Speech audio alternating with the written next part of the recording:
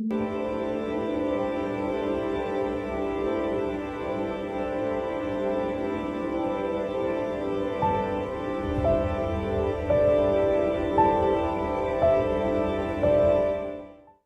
if I were to suggest that you play a key role in the awakening world?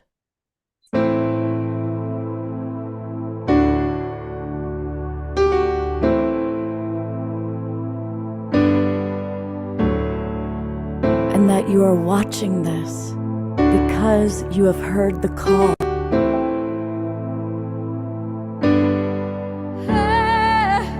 We can start right now by opening our hearts and minds.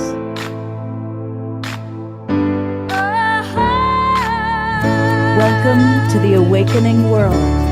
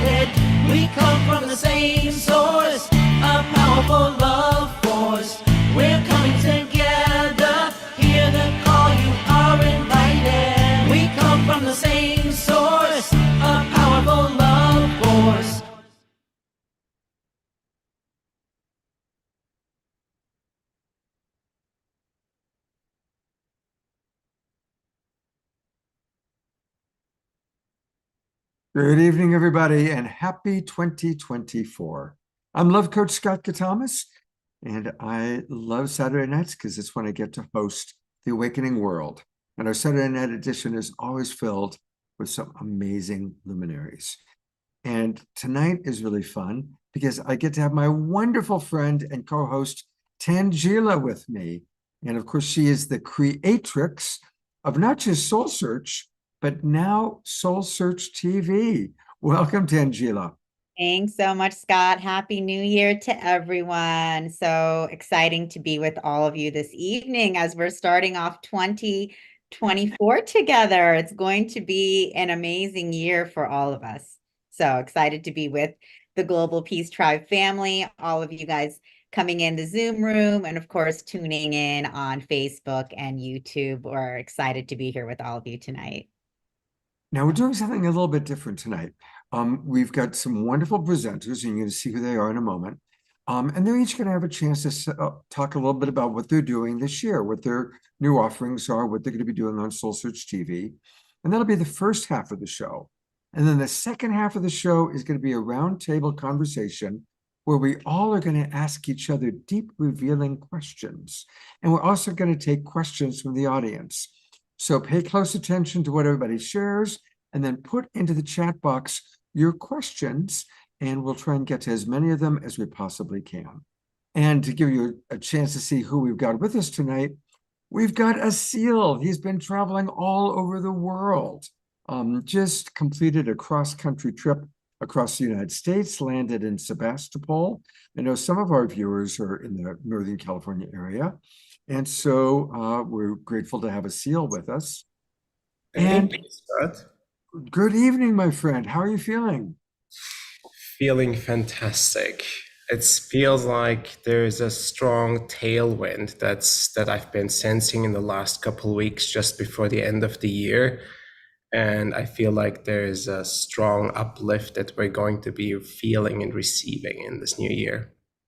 Well, that's a beautiful vision. And that's what tonight's all about, visions for the new year. So thank you. Hey, we've got two of our favorite guys, not one, but two. We've got AJ and Thomas, and they are, of course, intuitive channels and great guys. We always enjoy having you.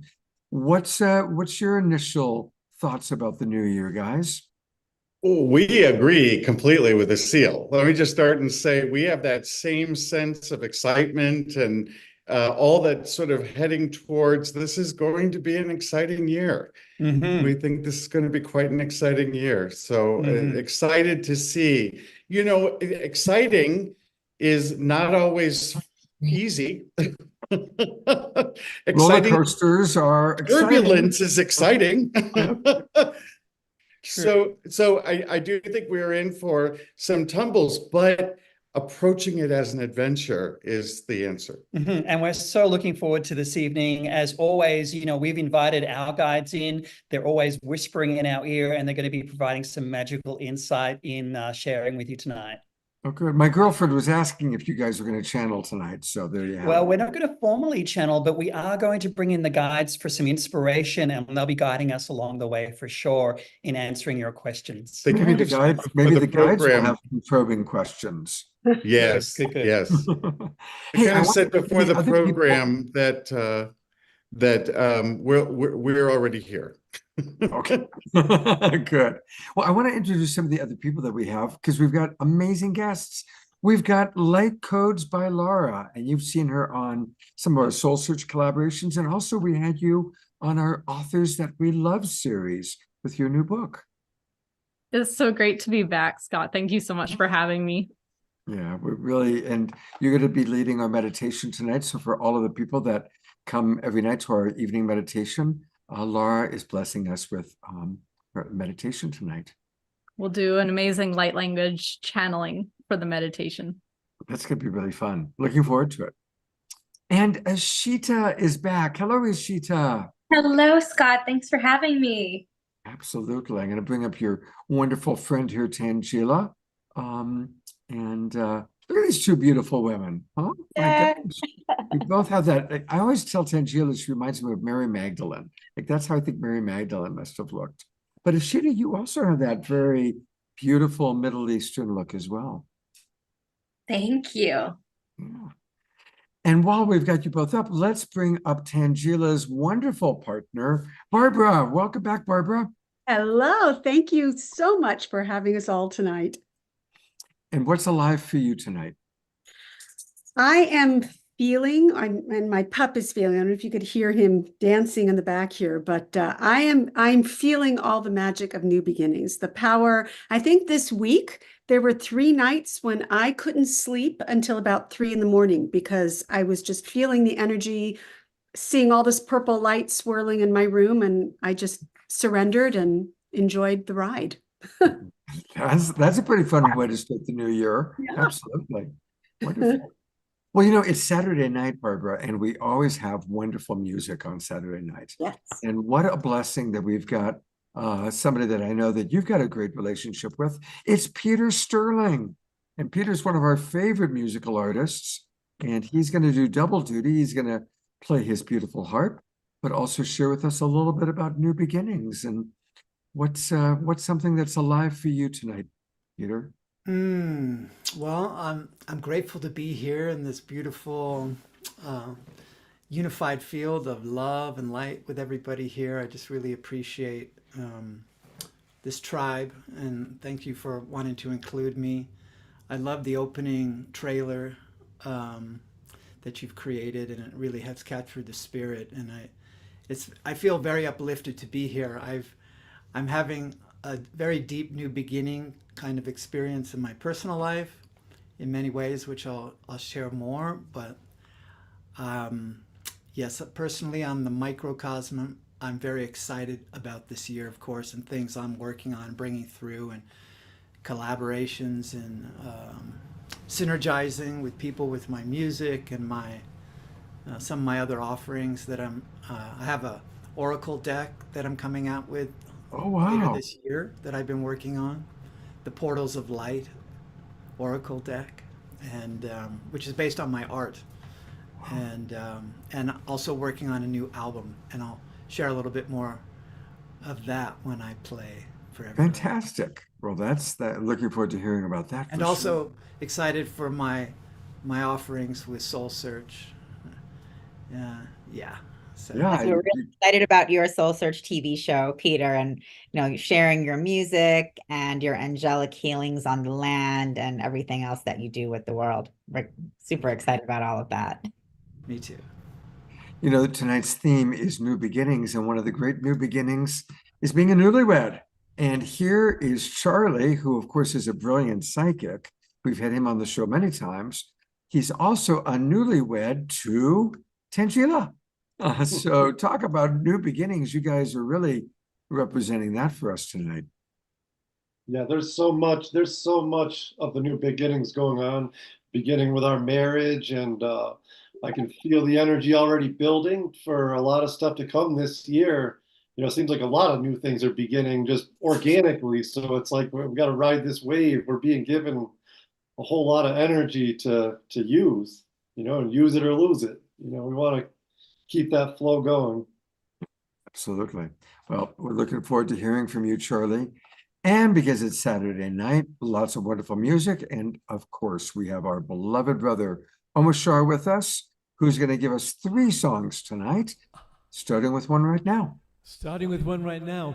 Yes, indeed. Happy New Everything, everybody. And I've just got a couple of texts, Scott, from people saying, help. So we'll need to look out for that. And also, Scott, someone was asking, sorry to interrupt you, Omshar, but I think Dr. Laura was asking for the phone numbers and codes so people can also call in by phone. They're having some problems. So if you could provide that in the text chat and also maybe just email it out, that would be great. Okay, thanks. Sorry, go ahead. There's we're just flowing. This is a round table. And no, George, I'm not muted. I'm just shouting. So happy new everything. And to me, New Year means blank slate. And for me, the first thing is, where do I hold my focus this whole time, this new year? And of course, it is in my heart. And this song is about that. And let's go to a fiery backdrop. And let's go! All right.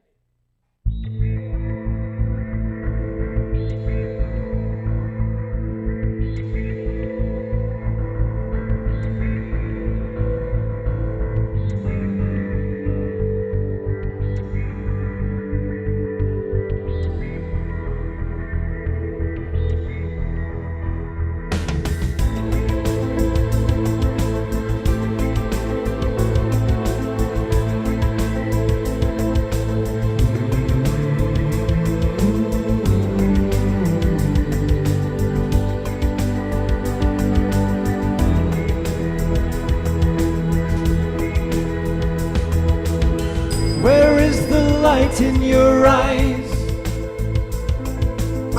where is the joy in your heart? Why are you hiding from me? Staying locked in your doubts. My love is all that there is. Your fear is hurting you so. I know it's all that you feel, and that it's hard to let go, let go, let go, go, go, go, go, go, go, go,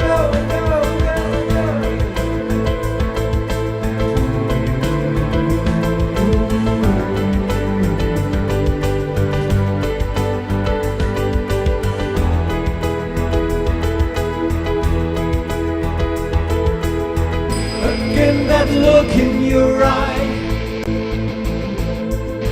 you do not believe in me. You'd rather live in your dreams. I've come to set you free. I am the lover you need. I hold my hand out to you. All I ask is your trust. I love you more than you know, and I love you, you and you and you and you and you and you and you.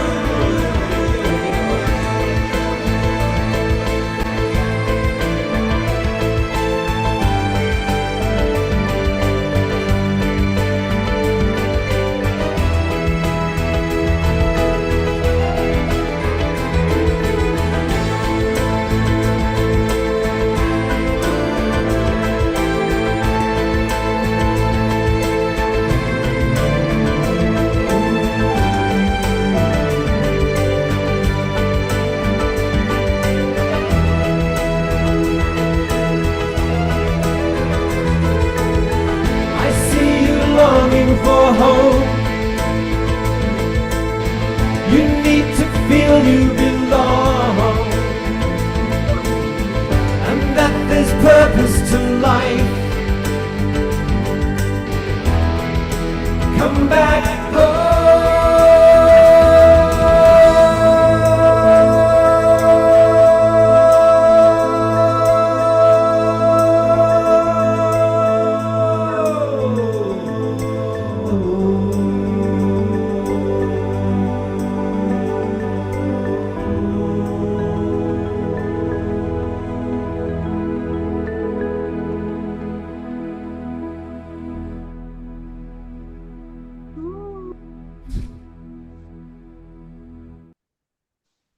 Wow, let's all twinkle Omashar. That was a great song.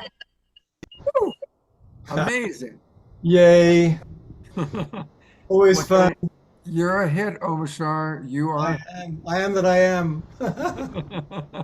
That's a really good one. That's a great opening song.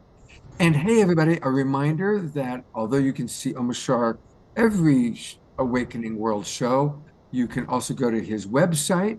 It's his name, omashar.com. Go down to Bandcamp, and that's where you can buy his albums. Let's all support our beloved brother. His music's amazing. Listen to it all week long. You hear some of the songs on our show, but you can listen all week long to Omashar. He is the musical artist. He is the music of our time. And Thank you, brother, so much. Namaste. I'm so grateful that we did start a new year together again. I know, what a trip. It happened, and here we are. Here we are. All right. Well, I'm going to bring on my wonderful co-host, Tangela. Tangela, take it away and introduce our first guest. Sure, Scott. Excited to be introducing Asil Tuksal. He is an incredible channel and spiritual teacher and guide. Asil has gone through his own spiritual journey and awakening process with many surprises along the way, which for those of you who are curious, you can ask him about later. But through that process, he actually had to really release his old identity, his old life, his old way of being, to now channel the Elohim, angelic realms, celestial realms, and benevolent beings who are all here to support us during this evolution of humanity at this time. So welcome, Asil. Thank you for doing the work you do, and we're happy that you're joining us tonight. Thank you, Tangela, for having me once again. Of course, it's great to be having you. And we're also excited because Asil has an incredible new show on SoulSearchTV. Evolution One presents Sacred Earth Expedition. That's right. So part of my unfolding as it comes, Spirit said, well, these are the pieces that humanity will require along the way, and this is the type of work we're going to do through you. And some of that work will require you to go to sacred sites around the world. And I said, wow, that sounds amazing.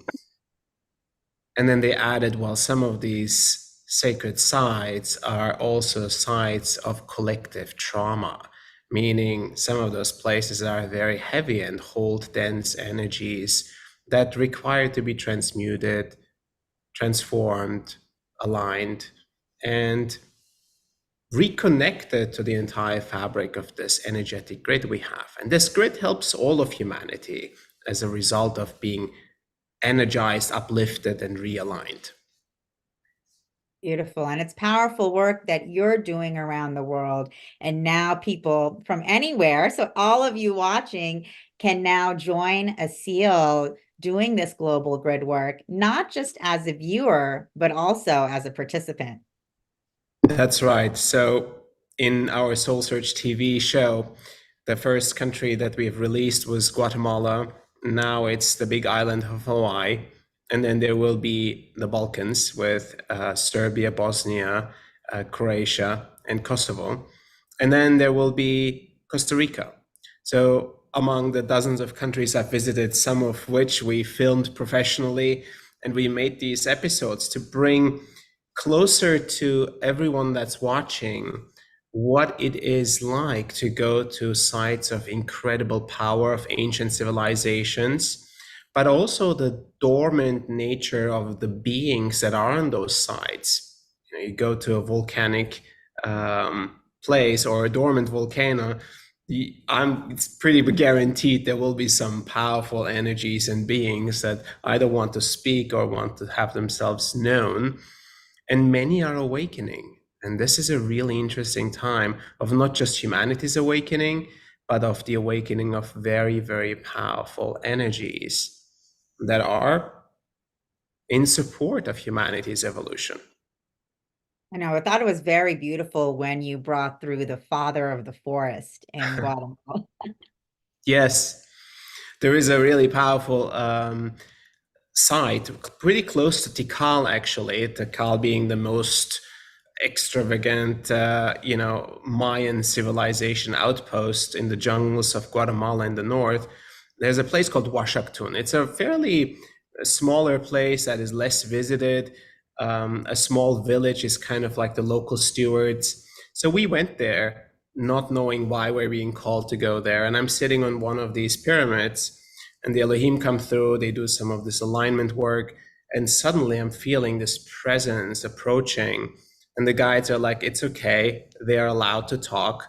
And so I get this connection with this being, and its name is the Father of the Forest. And it says, I've been here for tens of thousands of years. I've seen humanity come and go. I've supported those that have served with a pure heart. And I am the steward of this forest.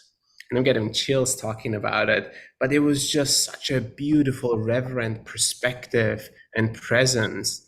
And it said, I'll support you and I'll support those that are in pure heart serving all of humanity, just like I have supported everyone before you. And this has some of the, small bites of incredible, experiences that we have on these journeys. And we want to be able to share that with everyone. And that is on Soul Search TV available. Exactly. And it's so beautiful. I see Deborah is commenting, yes, the awakening of the divine elementals. And that's exactly what's happening. And to be able to be with you, Asiel, on this journey as we hear the elementals awakening and sharing their thoughts and perspectives and their love and support for humanity during this time. Absolutely. And the amount of dragon beings that are awakening, it's pretty nicely correlating with the year that we are moving into. But wow, it seems like all of them are just coming out of their slumber sleep that they've been in for a while. But it's going to be a wild party we are having here. Exactly. And that's why you had the feathered serpent awakened there with you as well, and bringing through that incredible power, which I think even for you, the energy was hard to hold. Yeah, so that was, it was about 2 years ago when I went to that place in Guatemala with a temple dedicated to the feathered serpent, Cucumats. And the Mayans revered Cucumats as this incredible deity. And Cucumats then became, in the Aztec tradition, Quetzalcoatl, powerful being, right?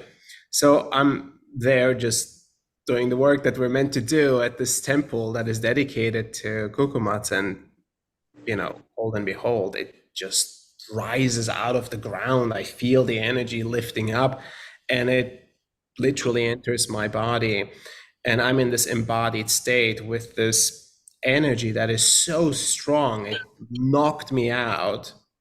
I came back online, and then it started to talk through me in this like really deep voice. I'm sitting in the blistering sun, like sweating, and this incredible energy coming through me like fire. But the words it had to say were just, once again, so touching and so inspirational. Nothing that I would have expected from a dragon in that way, but it was just almost like a wise elder speaking and basically saying, okay, it seems like humanity is now ready, that we are coming back. And we knew that this time would come.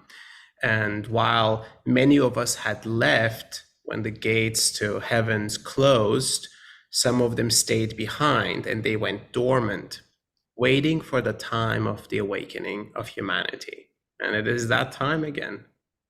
How fascinating is that? It's amazing. And it's just amazing that, we can travel with you to these sites and then communicate as you're communicating with the nature spirits, with the gods and goddesses, with all of these ancient energies coming through, and also learning about that history of these ancient civilizations, the galactic connections, the multidimensional connections. So it becomes, this incredible spiritual journey for all of us to go on with you and connects us to these different levels of each of these sacred sites. Without a doubt, there is so many different perspectives. We can look at something from different angles, right? So in this case, in Guatemala, we had an archaeologist with us, and we had meetings with indigenous elders, Mayan elders. And then we have the perspective of the Elohim on top of that, which includes some of this intergalactic interventions and support to humanity. So it's a very multifaceted perspective that we gain as a result of ourselves opening in that way. And I hope you'll enjoy that as much as we did.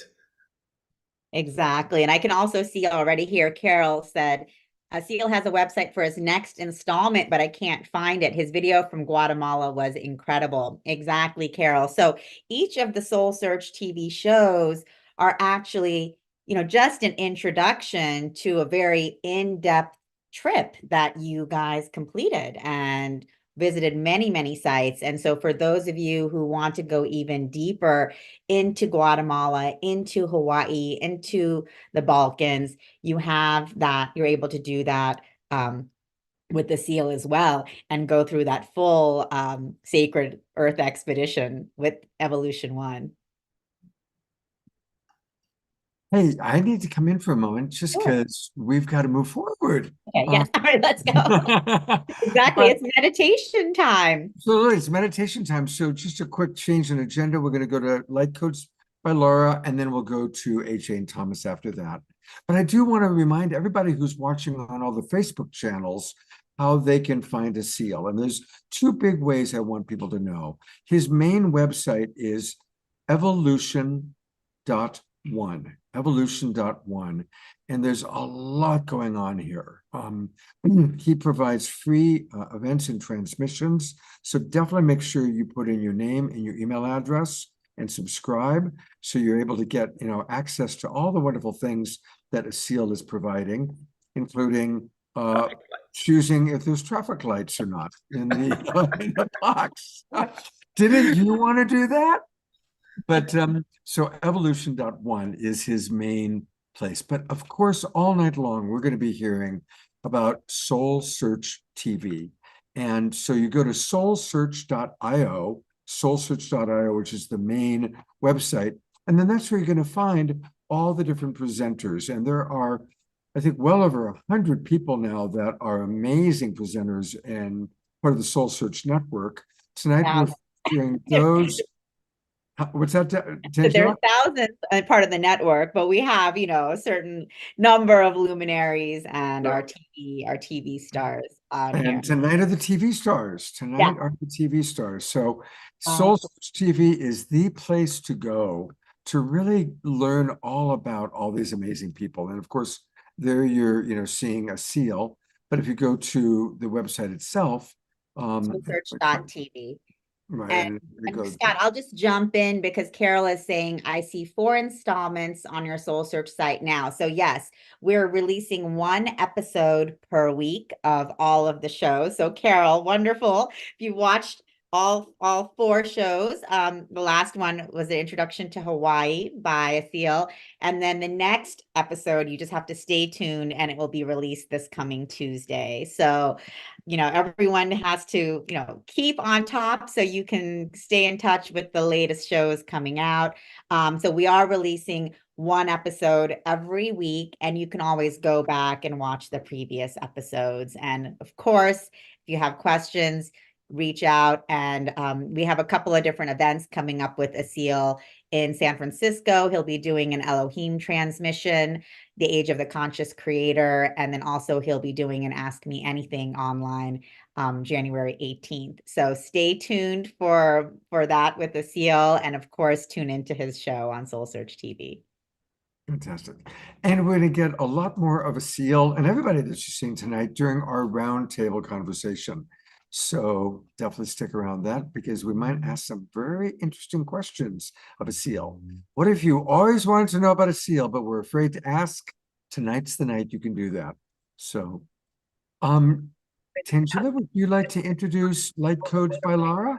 Yes, definitely. I'd love to. So very happy to be introducing Lara. And Lara is an incredible, gifted healer and light language, conveyor, practitioner, facilitator, teacher. And she has always been very sensitive since a child, but really she had this, profound awakening after being introduced to these light codes during an intense dream in 2016. And since then, she's been able to channel and translate multiple dialects of light codes and light language. And she's published several books, including her most recent Ascension Codes, Little Book of Light Codes, Volume 2. And of course, Lara has a wonderful show on Soul Search TV called The Ascension Codes, which is really a profound show where she channels light language and introduces all of us to light codes and the energy and power that they hold. So welcome, Laura. Lara, thank you so much for being here with us. Thank you, Tangela. I'm so happy to be here, and I'm very honored to be offering the meditation tonight. So I feel like it would be best if we just jump right into that, I think. Okay, so I would like everybody to just take a moment and see if you can just settle into your heart space and settle into your feet. And we'll just slow our breath, maybe counting 5 or 6 seconds, your own timing on the inhale, and 5 or 6 seconds on the exhale. And what we're going to do tonight, I'll ask you to keep breathing a little slower and deeper than usual. I'm going to offer you this light language channeling for this new year. So this is an opportunity for you to listen to the light language and let it wash over you while setting your intentions for what you want to be doing this year. And what the light language is going to do is help bring in alignment and amplify whatever it is that you want to add some energy to. So I invite you to set your intentions now.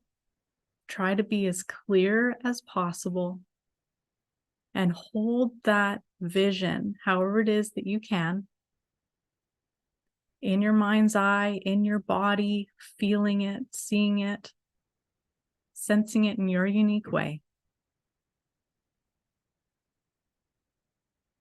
Breathing with your heart and breathing with your feet.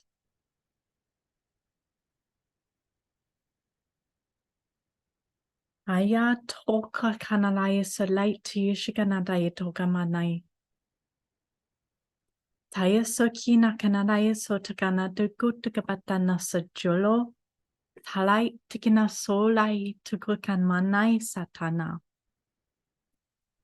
Po tana talaya siyu tukushikananaya zona. Hola tadaya si. Prana tolaya si chikanada yusakamati chikadatikana tukushikamatatana. Patano tukamate si tukatukapatano. Holau. Holau. Holau mano. Holau mono. Holau mono. Hama. Hokiano sakina gumina se tele.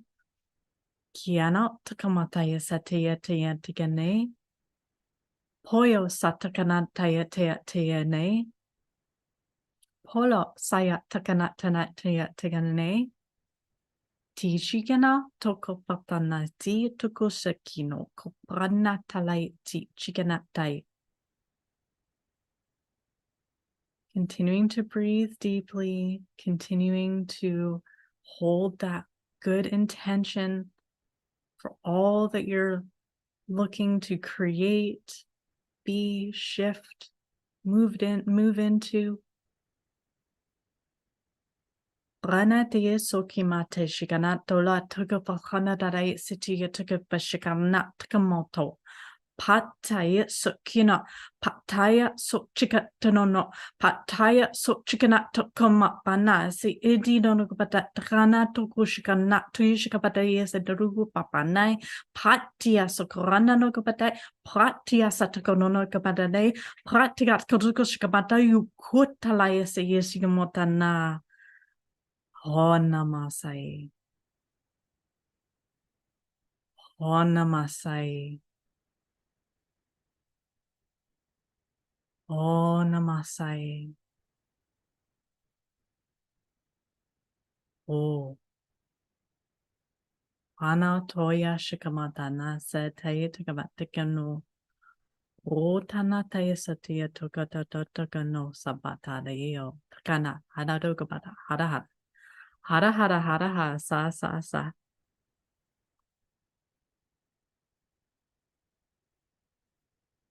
Nice deep breath. Still feeling your heart, still feeling your feet.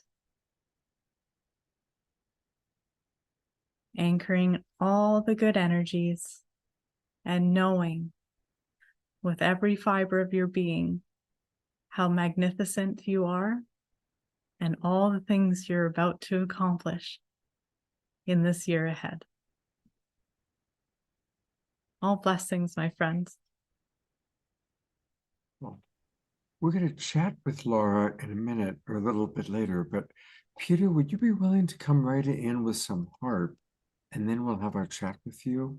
But I think it would be just beautiful to stay in this beautiful vibration. And there's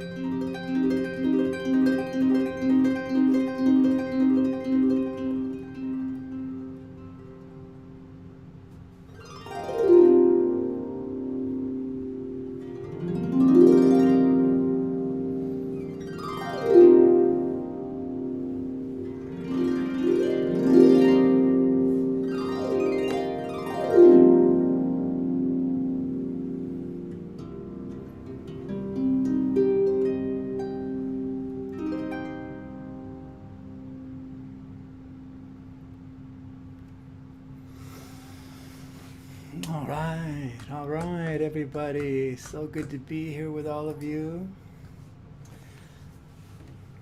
Sending you my love from the galactic starport city of light of Sedona. Thank you so much, Peter, for coming right in. That was just absolutely perfect. Thank you. And I'm gonna bring our beloved co-host Tangela in too. Ooh, thank you, Peter. That was amazing. Ooh. What are you going to be doing for Soul Search TV? How are you going to translate your offerings to a regular show with Tangela? Well, I have another aspect to my work that I do. Of course, I have a book I published called Hearing the Angels Sing, a true story of angelic assistance. And part of that will be the mechanics and the physics of the angels and the higher dimensions, the spiritual planes of, and how it was shown to me and revealed to me by the angels that I work with now for over 30 years. My music came to me here in Sedona 30 years ago. This is the 30th anniversary of the release of my first record. Actually, last year was 23, my first album, Harp Magic, and it was 30 years ago here in Sedona where I met a flock of angels that appeared to me on my vision quest here in the sacred canyons of the outback, and through going very deep into my healing process and my awakening process, but deep into the silence of these ancient canyons, it's where I began to hear the music for the first time. I heard the inner music that the mystics and the saints speak about. I heard the angelic choirs in the silence, very subtle, but then as I tuned into it, it became louder, and it was revealed to me that I was hearing something of a divine origin, and I was aware of many of the masters and saints speaking of the inner light and sound.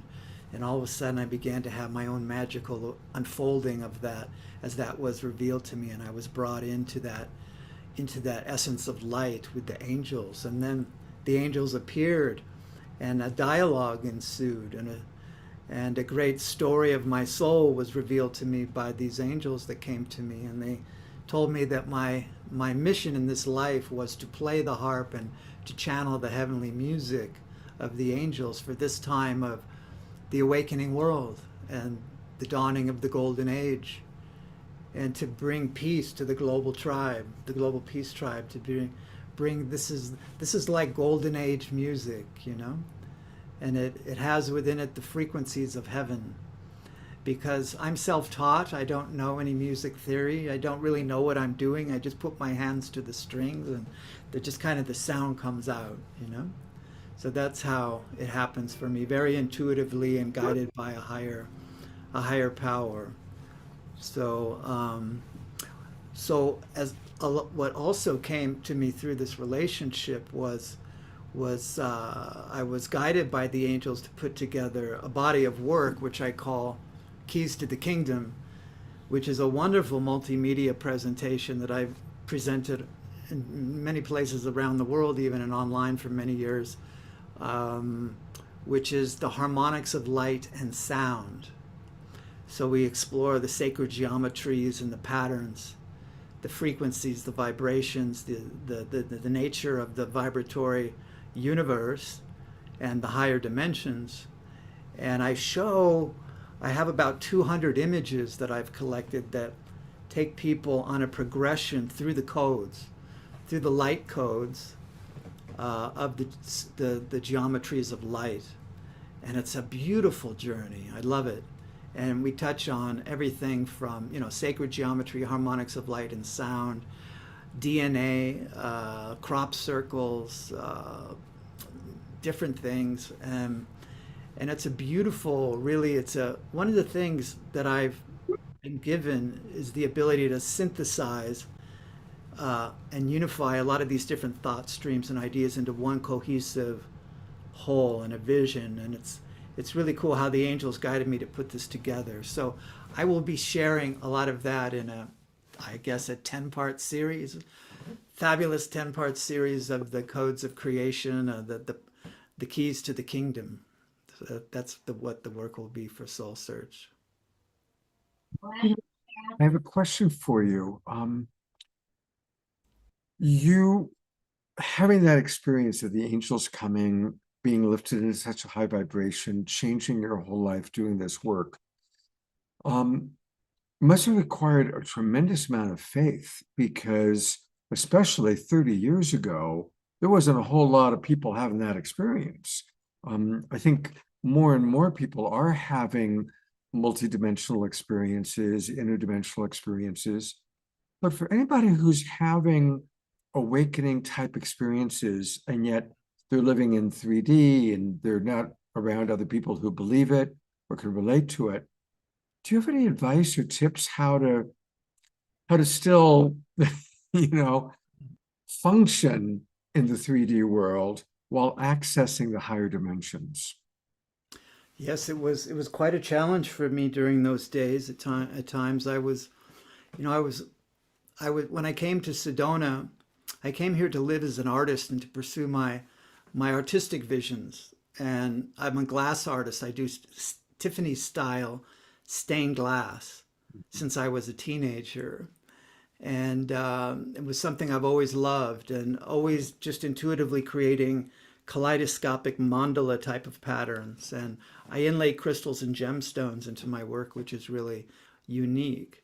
But yeah, during that time, I had one foot in both worlds. I was here in the physical, yet the spiritual worlds were opening. I was having a rapid kind of spiritual awakening where these higher dimensions with the angels were being revealed. And I didn't know if I was going crazy, actually, if I was losing my mind. But I didn't share a lot of what was happening in my inner world with people here in Sedona. Now, I feel blessed to come to Sedona because even 30 years ago, there was a community of light beings here.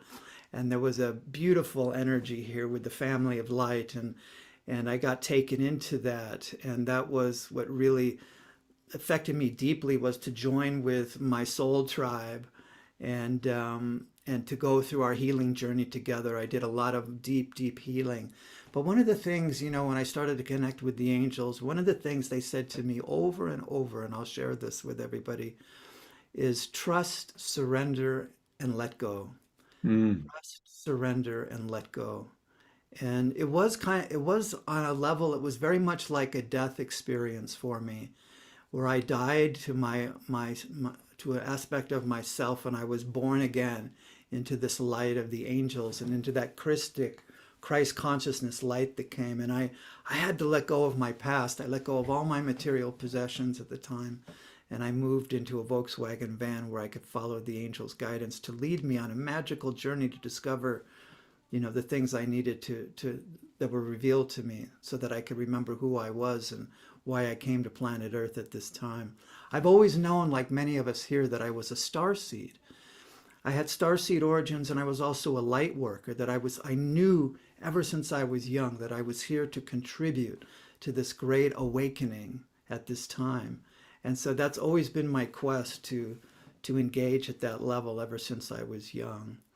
So yeah, so I wanted to just share that as far as new beginnings. This last year was fantastic with my music, with my album Mystic Voyager, that's won awards around the world and gotten a lot of recognition, and was in the Grammy Awards this year in the first round of voting. Didn't get a nomination, but it got a lot of exposure, and I wasn't sure what I was going to do after that. Well, around Thanksgiving, this since the fall and coming into the holidays, I feel blessed that I've been involved in a beautiful romance with a beautiful soul sister, and we just have it's been a powerful, powerful experience of love and intimacy and healing and all of that. And it's just been putting me through my paces. It's been challenging at times and beautiful at times and everything. And around Thanksgiving, it was a kind of a very poignant time, a very raw time. And the day after Thanksgiving, I received a message from my angels. They told me to set up my microphones and out in my living room and record remotely in my big room to get a big sound of the harp. And I took this harp here that I've had for 30 years, and I got the most beautiful sound, and I just sat and I played the day after Thanksgiving all day long, just sitting, and it, within that one day 10 new a whole album came through. And I had received the title 2 weeks before. I was told by the angels that it's called Heaven Sent. And so I sat down and I just played from my heart because I was so raw. I was feeling so much gratitude and just everything. I was very, very open, very raw. And it just came through so beautifully. It just flowed one sequence, one composition to the next. And that's the next album, and it's coming very quickly. The first song on the album has 2 titles, and it is called the Golden Leaves of Fall, and then also New Beginnings. And I've been trying to decide what do I want to call it, because it was recorded when it was all golden around here, and golden leaves everywhere. But it was also this feeling of new beginnings that were coming to me. And so I wanted to just play into that for all of us, the feeling of new beginnings. I feel like I'm launching into this year with a lot of surprises and beautiful things to come, and just staying in the moment, setting intentions, but of course staying in the moment to just fully embody, God's presence with all of us here, and to be open to whatever comes our way. And I just wanted to play a bit of new beginnings for everybody, that I wanted to send this angelic blessing to everybody who's here, that your new beginnings for the new year will come to you with grace and ease and elegance and magic and synchronicity, and that your heart will be full, and that you'll feel love and connection and unified with the power of the universe, with God's love in your heart, and that you can be lifted to a new level of awareness in yourself, and that your dreams will come true. So I will play to that for everybody, some new beginnings. Okay.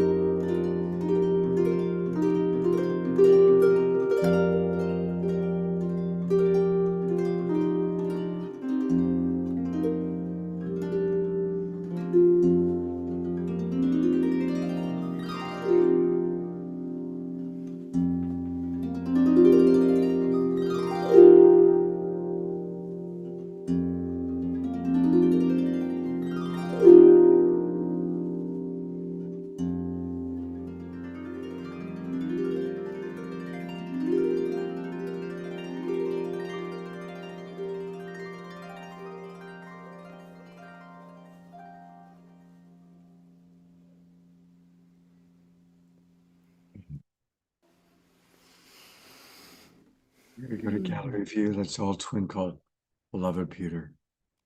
Thank you. You know, Peter, hearing your story along with just such exquisite music, it's first of all, thank you for sharing that story and dropping into a little bit of your amazing life's journey. It's very inspiring, and so many of our so many people are putting comments in about how your music has impacted them over the decades. Just a reminder for everybody that you can get Peter's music by going to his website. And his website is heartmagic.com. Isn't that the truth? Heartmagic.com. There's his most recent album that has come out, Mystic Voyager, and we sure are looking forward to, as soon as Heaven Sent is on your website, let us know, and we will immediately let our viewers know that. That'll be coming out this summer sometime. All right, well, we'll definitely have to have you on again Okay. to do that. And I'll be in Sedona sometime, probably in March, so I'll look forward to hopefully seeing you again in at that time. And congratulations on SoulSearchTV, and God bless you, Peter. You're such a gift to our awakening world. Thank you for having me. It's been wonderful to be here. I have to fly off with the angels now. They're taking me on another mission of light work tonight, so I have to go. But thank you for having me on the first Thank half. you, Peter. Have a beautiful evening. Thank you so much, Peter, for joining us. You know, always feel beautiful to have you with us, and your music is truly heaven sent. Thank you. Thank you for receiving that way. Absolutely. Okay. Bye-bye, everybody. Bye. So for our presenters, obviously our agenda is getting a little bit wonky because we're just in a flow. I want to go back to Light Codes by Laura, because she blessed us with that beautiful meditation, but we didn't really get a chance to chat with her. So Laura, what are some of the new beginnings for you in your life this year? Oh, goodness. I have to like pull myself out of that altered state that we got thrown into. Gosh. Well, this year so far has been just wonderful. There has been a lot of energy, as there often is in the beginning of a new year. Yeah, a lot of energy. I also had a couple of nights where I woke up just buzzing, vibrating, like with all the energies, and was a little curious as to what that was all going to be about. I actually haven't quite found out yet. Maybe I will never find out. You just never know.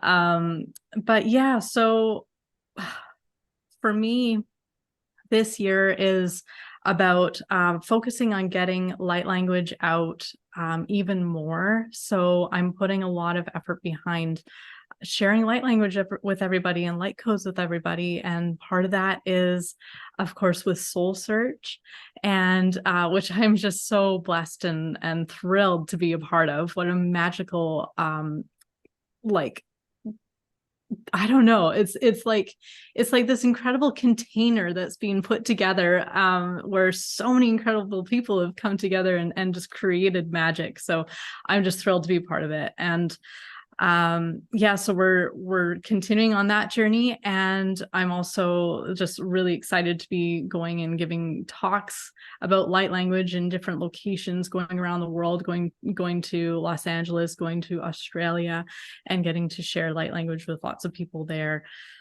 So focusing on I guess clarity in where I'm going, and I think that's pretty much the message that I like to share with people, is to just settle into yourself, settle into the heart, and allow your love to move you in the directions that that you need to go in. And so I hope that that's going to get stronger for all of us this year, that we can trust that process more, and that, you know, we can only be blessed by it when we follow our heart.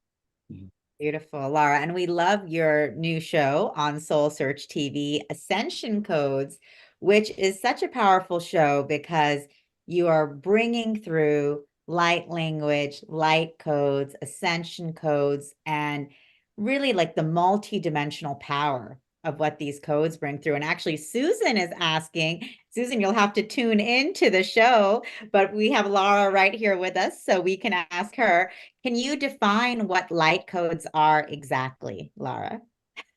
Light codes are packets of light energy. So I define light codes as being of the light very specifically. So that means that they are an expression of the divine, they're an expression of love. And it's a package of information or healing that we can tune into and work with on various levels of our being. Now, light codes can come through in a multitude of ways. So they can come through in like a written form, in symbols. Sacred geometry are absolutely forms of light codes. So obviously, we can see that in drawings. We can see it in mathematics. We can hear it in music, such as what was just being played for us. That was obviously light codes in action right there. But what's interesting, when I was listening to that harp, this is so perfect that we're getting to talk about this. Like, I can see there's a difference between light language and light codes. Light language is a stream of energy that's coming through, and it's either information or healing. Typically, it's not usually a combination, although of course that can happen, but it's typically one or the other. It's more dominant to one or the other. And light codes are more like the little packets. So when we're listening to that beautiful harp playing, very powerful, I was seeing the little individual packets coming through. It, of course, was a stream. We could feel how smooth and absolutely like gorgeous that was.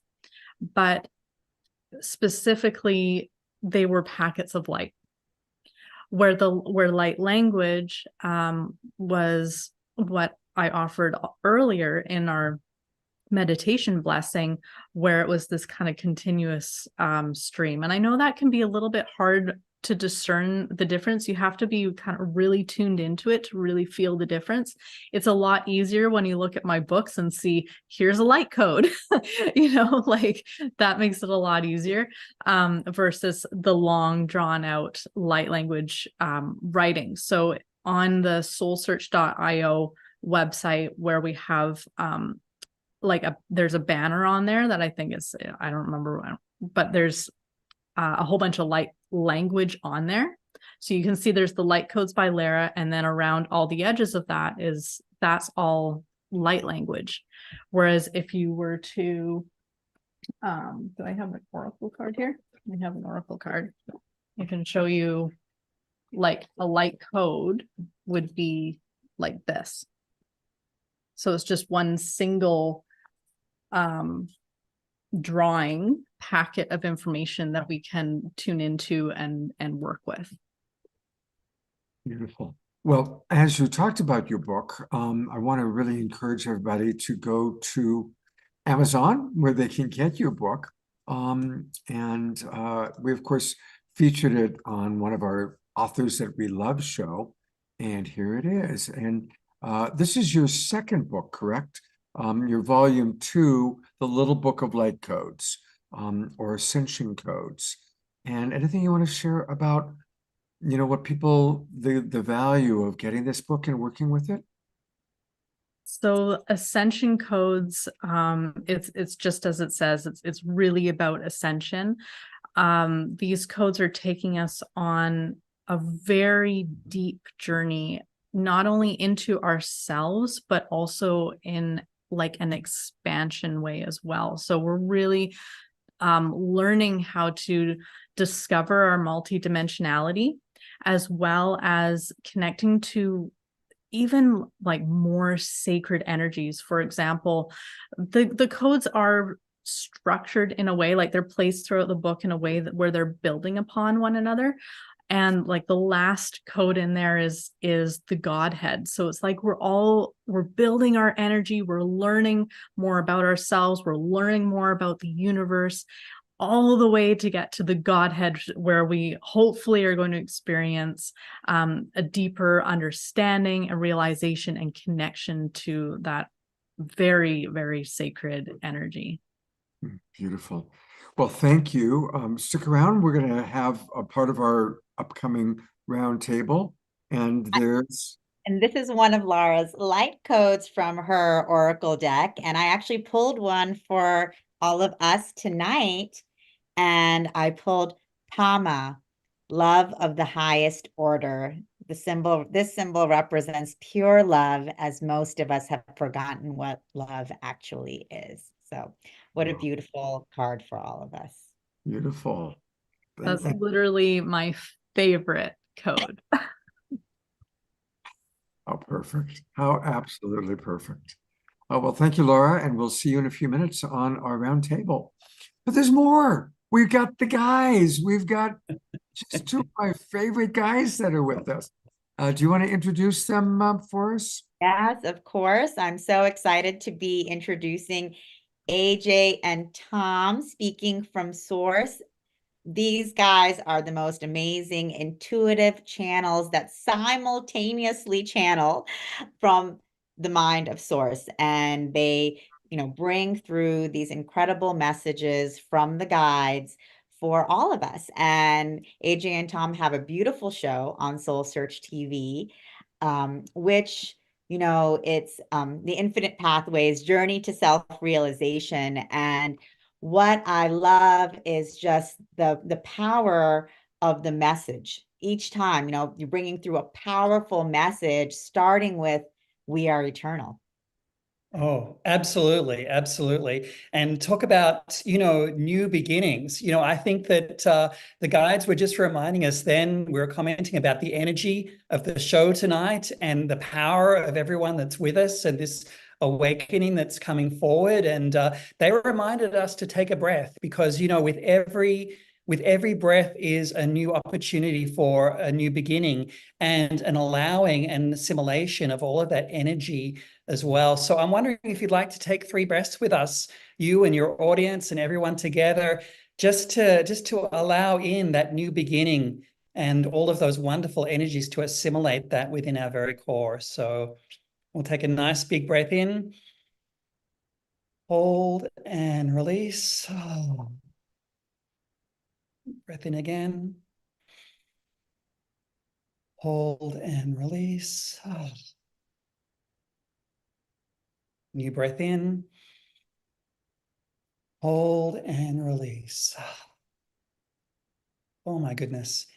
The guides remind us of that often because it always returns us to our center. It always allows for grounding for us. And it's interesting because, I don't know if you can feel this. I'm sure you can. And I'm sure everyone actually watching and listening to this right now can feel the bursting forward, the seed of consciousness in each and every one of us that is bursting forward right now, which is why we needed to take that breath, because we literally are holding all of this energy and it's just starting to emerge. It's just starting to burst forward now in this wonderful consciousness that is the new year of 2024. So it really is just amazing what's bursting forward, and finding that light within you and expanding that light. And what's interesting is, when you have the new seed of consciousness, this new awakening that we're all starting to come to an awareness of now, who are we as eternal beings? What are we doing on this earth? What is my mission and my legacy and the meaning of the events and the circumstances that are around us? And, with every new sprout that bursts forward, with every new light of consciousness that comes forward, it needs that nurturing. It needs that guidance. It needs that unconditional love. And that is there for you with source consciousness. That is there for you when you connect with your higher self, when you align with your chakras, and when you connect with your guides and your light. What's interesting is the other image that we get quite often is a reminder of the ancient circle, because as we think about all of our reality as a circle, there is always a beginning and always a middle and always an end. And so when we think about where we are spiritually, there are some things that are germinating for us. There are some things that are just starting to sprout. And there are other things that are already starting to bloom, while other pieces are beginning their retreat and then turning into their recreation. That beautiful circle. So whenever we say new, we have to remember that there's always a new, while there's always a beginning when there's always an ending. And we love that image, and why that breath we think is so very important. And I'm sure, I'm really looking forward, both Tom and I, answering the questions tonight in the roundtable and engaging with you all to see if you're experiencing that energy within you, that bursting forward of the light, but also the idea where some things are maybe falling away and they're naturally falling away, and it's okay to let them go, because, when you have closed hands, you've got to open your hands to receive. The guides say it often. They say that every ending is really a beginning. And so we have to think always about what we're making room for the new to come in, what needs to be released, we need to let go. And, the power of that with our show is that, the guides are so practical. They have this foundation for us that they lay out in each and every episode. The first one is about your eternal trajectory and who you are as a soul. And they lay out these principles so beautifully in their sharing and in their messages. And then we tie it all together with some amazing daily practices to really bring it in to your life and what's going on for you right now. But it is important to sort of realize that's really what the infinite pathway, and we call it journey to self-realization, because that's the journey, that the infinite pathway really is a series of understandings, and our consciousness is an awareness of what is. And what's fascinating is how what we've learned in our journey with the guides has been how often we have misperceived some of those principles, right? Our human systems operate with lots of judgment and self-judgment and, all that other stuff that is not how the universe operates. Yeah. So it's so great to be able to channel the guides and then look across the collection that we've gathered over the years to be able to present these by principle, so that there's a blueprint for the ways we can live a life of joy. That's the whole point. Yes, and it's there for you, and particularly at this time of awakening, as you make those connections for yourself. This is all about you, as you go on this journey and your journey of self-realization, self-discovery, and self-awareness. Beautiful, AJ and Tom. We just love how you all are bringing forth these messages also with such humor and fun, which I think is They're really funny. Exactly. They're funny. We just relate it, but they're very funny.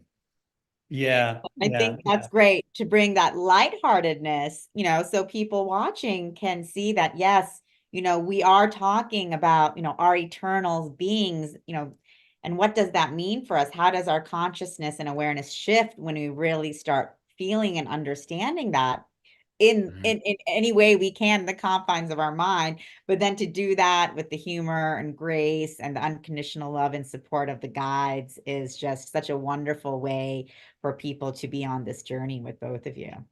And that's really a new beginning for our understanding as well. We've thought in the past that we had to earn the love of Source or earn the love of others to be worthy, to do good deeds, to be able to reach some place in heaven, or, to eliminate past karma or anything like that. And the guides put an amazing new perspective to enable us to see through new lenses of who we are, that we're not separated from the unconditional love of Source, that our guides are there ready and willing to answer questions.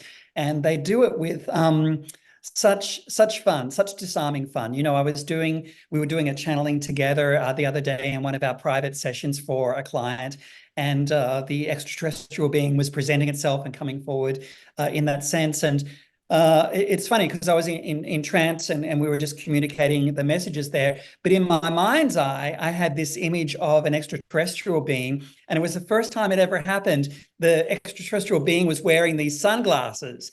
And it was so funny to me because I've never seen an image like that. And it kind of was cracking me up, and it was almost took me out of the trance. It was so funny, but they were aligning with the energy of the person that we were reading, and they presented themselves that way. And then we were able to discuss it in the debrief afterwards. It was just hysterical how they present themselves sometimes. So I've got a chicken or the egg question for you then. Do your guides use a lot of lightness and humor because that's the nature of who you both are? Oh, that's a good question. Yeah. Does it make sense? I'd like to answer that. I mean, the answer is in part yes. But when you think about when you look at being lighthearted, when you look at that aspect, it's just a higher, finer vibration. And when you operate in a higher, finer vibration, like love, for example, you're more open to receiving, and you're more open to seeing things for what they are. Sometimes when you're too close to a situation, you can't see it for the true reality of what it is. And it's because you're holding on to that density, and you're very serious about it. This is a very serious event in my life,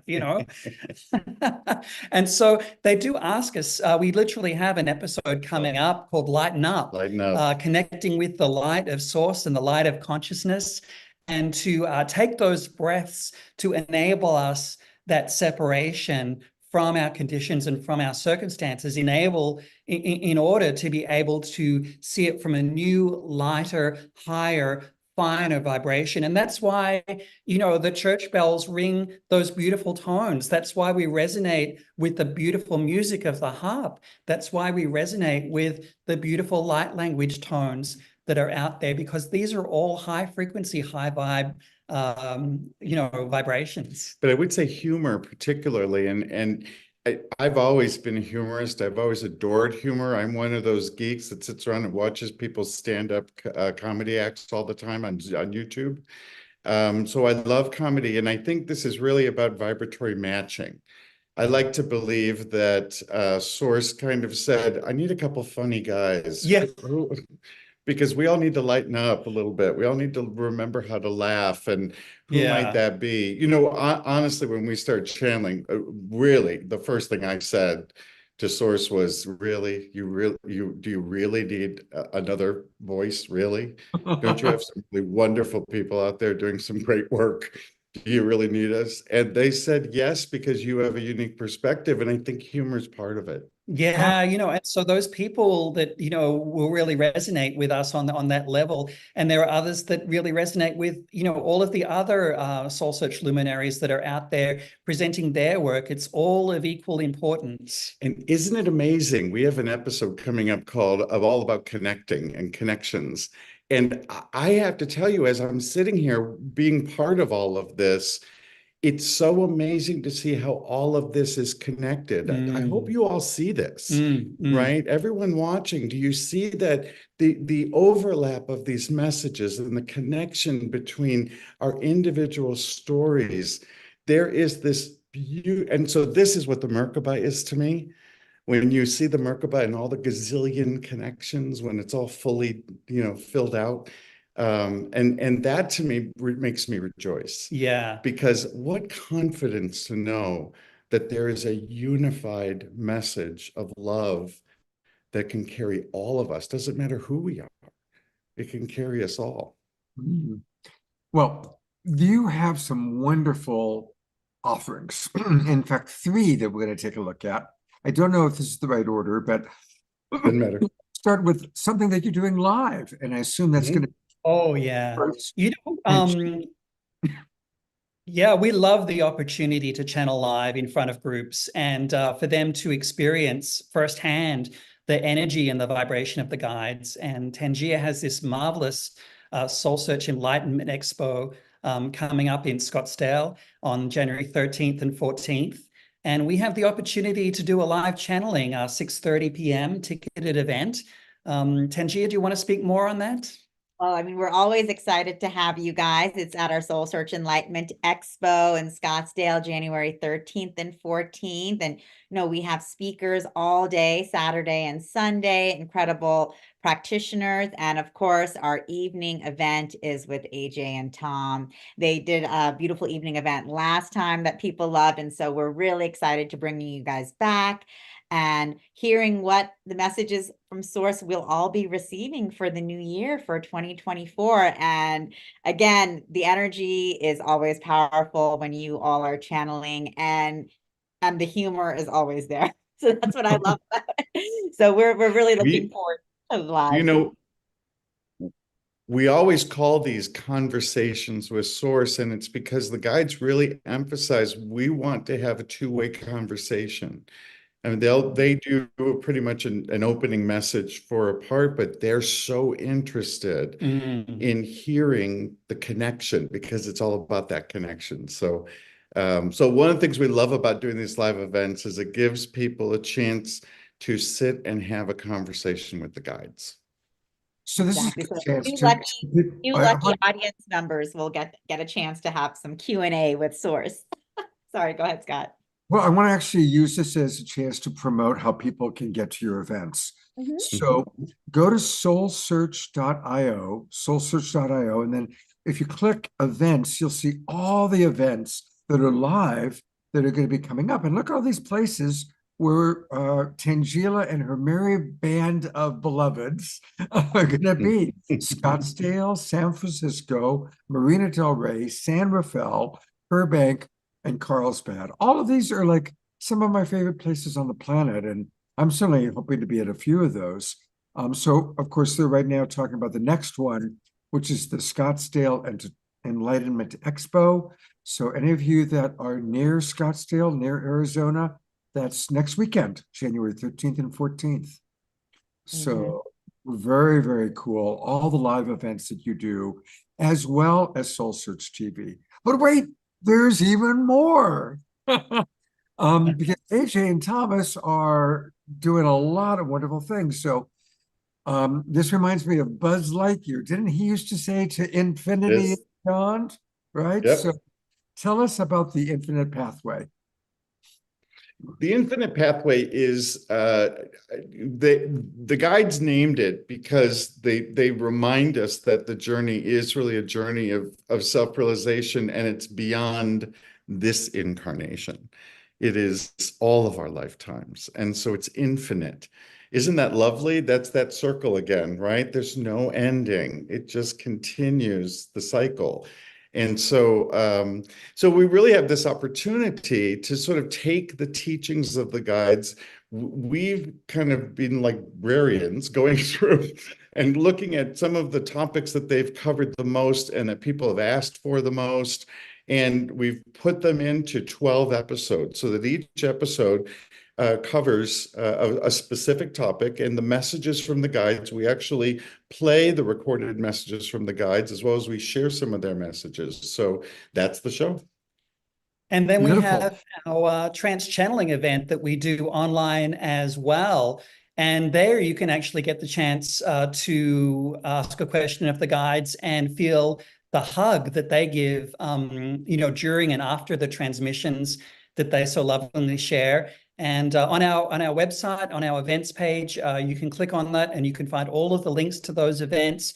You can sign up for an annual subscription to come to our online conversations with Source. We do that every month on a Sunday, or you can buy an individual ticket, which is just $33 as well. So at the top there, you've got our services and our events, and you can click our upcoming events, and you can see all of the great things that we have on offer there. It takes a little second to load there. You can see everything that we're doing, and you can click on those links to get the tickets, and a number of them are free. And of course, we have all of the episodes there as they drop each week on Soul Search Television for you to read about them and anticipate those as well. So, golly, we're just so excited to be with you and a part of the community and the emerging of consciousness that's happening right now in all of these modalities, through channeling, through music, through light language, through intuition and psychic communication that's happening, and energy work. It's all relevant. It's all a part of the ensemble that's coming forward right now. It's all part of the package of our awakening world. And if I can say just one more thing, I think this year, we've talked about the power of this year, and I think some of what we're going to see this year, this is the time to prepare. One of the reasons why the guides have practices is because we need some practicing. We need some preparation. Because when it does get bumpy, how do I maintain my joy? How do I keep an even keel? How do I remember? How do I not react? And so there's this wonderful opportunity, I think, for us to all prepare for what's coming ahead. And every time we attend events like this, every time we sort of share in, every time we do practice our consciousness, then we're that little bit more prepared. The guides say that joy is the antidote to our difficult situations. Isn't that lovely? And what they mean by that is, as we maintain a high vibration, regardless of whatever is happening in our lives, then we're able to move through. Yes, to transcend. Yeah. Yep, absolutely. Wow. Beautiful. You guys, you're just two of the most wonderful people. And when you were talking about how when you were asked to be channels, are there all these other wonderful people? Well, there are. I mean, we've had many other wonderful channels, obviously, on this show, but the two of you are very unique. Oh, thank you. Well, I just want to say for a moment, I also love that you're a beautiful couple. Thank you. You're such a beautiful couple, and I love that, and it's that in itself is a wonderful message to see this beautiful couple and the way you give and take is very balanced. Neither one of you are, more dominant than the other, at least not on camera. I don't know what is off camera, but you guys are really, really beautiful. So I just am always delighted when you're on with our show. Oh, thank you for that blessing and that love. It really is about oneness. And one of the reasons why there's two of us here is because the guides really do want to demonstrate the power of the collective mind. When we do align, all of those divisions evaporate. And, when we go into our channeling, we share a telepathic one mind, and it really is something to experience. Well, they're going to be part of the round table, which we really will get to at some point tonight. But wait, there's even more. So I'm going to turn it over to Tangela to introduce our guest. Thank you, AJ and Tom. They are such a beautiful couple, Scott. Okay. I love them. Oh my God. Yes. And of course, I'm so happy to be introducing Ashita Bama, and she is a wonderful intuitive, psychic, medium, clairvoyant, energy healer, and spiritual guide. She was born a gifted clairvoyant, but then she really came into her gifts after she got to college, and she suddenly started, doing readings and working with people. And since then, she's been able to support and work with thousands of people through her readings, classes, private coaching, her teachings. And, she's often at our Soul Search events, and we're just really excited because she also has a beautiful new show on Soul Search TV, Your Divine Intuition, which is, again, a powerful show letting everyone know that all of us, have intuitive gifts. All of us have intuitive capabilities. And, Rashida, thank you for a beautiful show where you're really supporting everyone to step into their divine gifts and their divine power. So welcome. Thank you. Thank you, Tangela, for mentioning that. I really liked what AJ and Tom said about how we really need practice, and we need to step into a place where we can have tools and techniques to really move through the bumps in life. Because, like they said, this year is going to be, it's going to have its ups and downs, and really major ones. So, and if you want to know, I have a whole prediction I put my predictions of what the energy will be on during this year, 2024. That's on my YouTube channel. You can just look up Clairvoyant Healer Ishida and you'll find me there. And all of us can go back to our true selves, our true intuitive power that we can embody. And hopefully it's through the show or any of the other shows on Soul Search TV to get that grounding back and get that certainty and power back. Because really, truly, if we look at the numerology of 2024, it's an 8. And 8 is that number of power and authority and leadership, but also big extremes and big investments and big gains and big losses and standing in your power. So this is really a time to start mastering. I would say even you can do it like the first half of this year, or maybe just really getting into your power and your certainty around your intuition. You're going to be really well off when it comes to the rest of the year. So there's a lot of new things taking off for a lot of people, and a lot of things growing, really kind of like AJ and Thomas said. So it's a really exciting thing to be able to be a part of this and see everyone expanding. And I think this was just, for me at least, a really great beginning to have be a part of 2024, the launch of Soul Search TV. And I'm kind of changing up and changing what I'm offering now because of what the world is seeking and asking for and needing. So I just started, we'll have our first men's circle exclusively for men. All of my work is for everyone, but I think that sometimes it can tend towards women, but I think that we need a space for both people to feel safe and vulnerable. And so we have a men's circle, and I'm offering different things for my private one-on-ones. We're going to have a retreat in Bali that's going to be part of the 8-8 portal. So it's going to be a lot of manifesting big things, and we'll be there for the 8-8 portal and have a big ritual during that time for the retreat. So things are just kind of busy and taking off. That's amazing, Ashita. And I really loved what you were saying about, how important it is for us to come into practice and come into that alignment, and much like what AJ and Tom were saying for this coming year and for this new year. And as excited as we all are about everything beautiful and wonderful that will be unfolding, there's an opportunity for us to practice our alignment, practice our, get into our intuition and support ourselves for those times where it might be a little bit more bumpy down the road.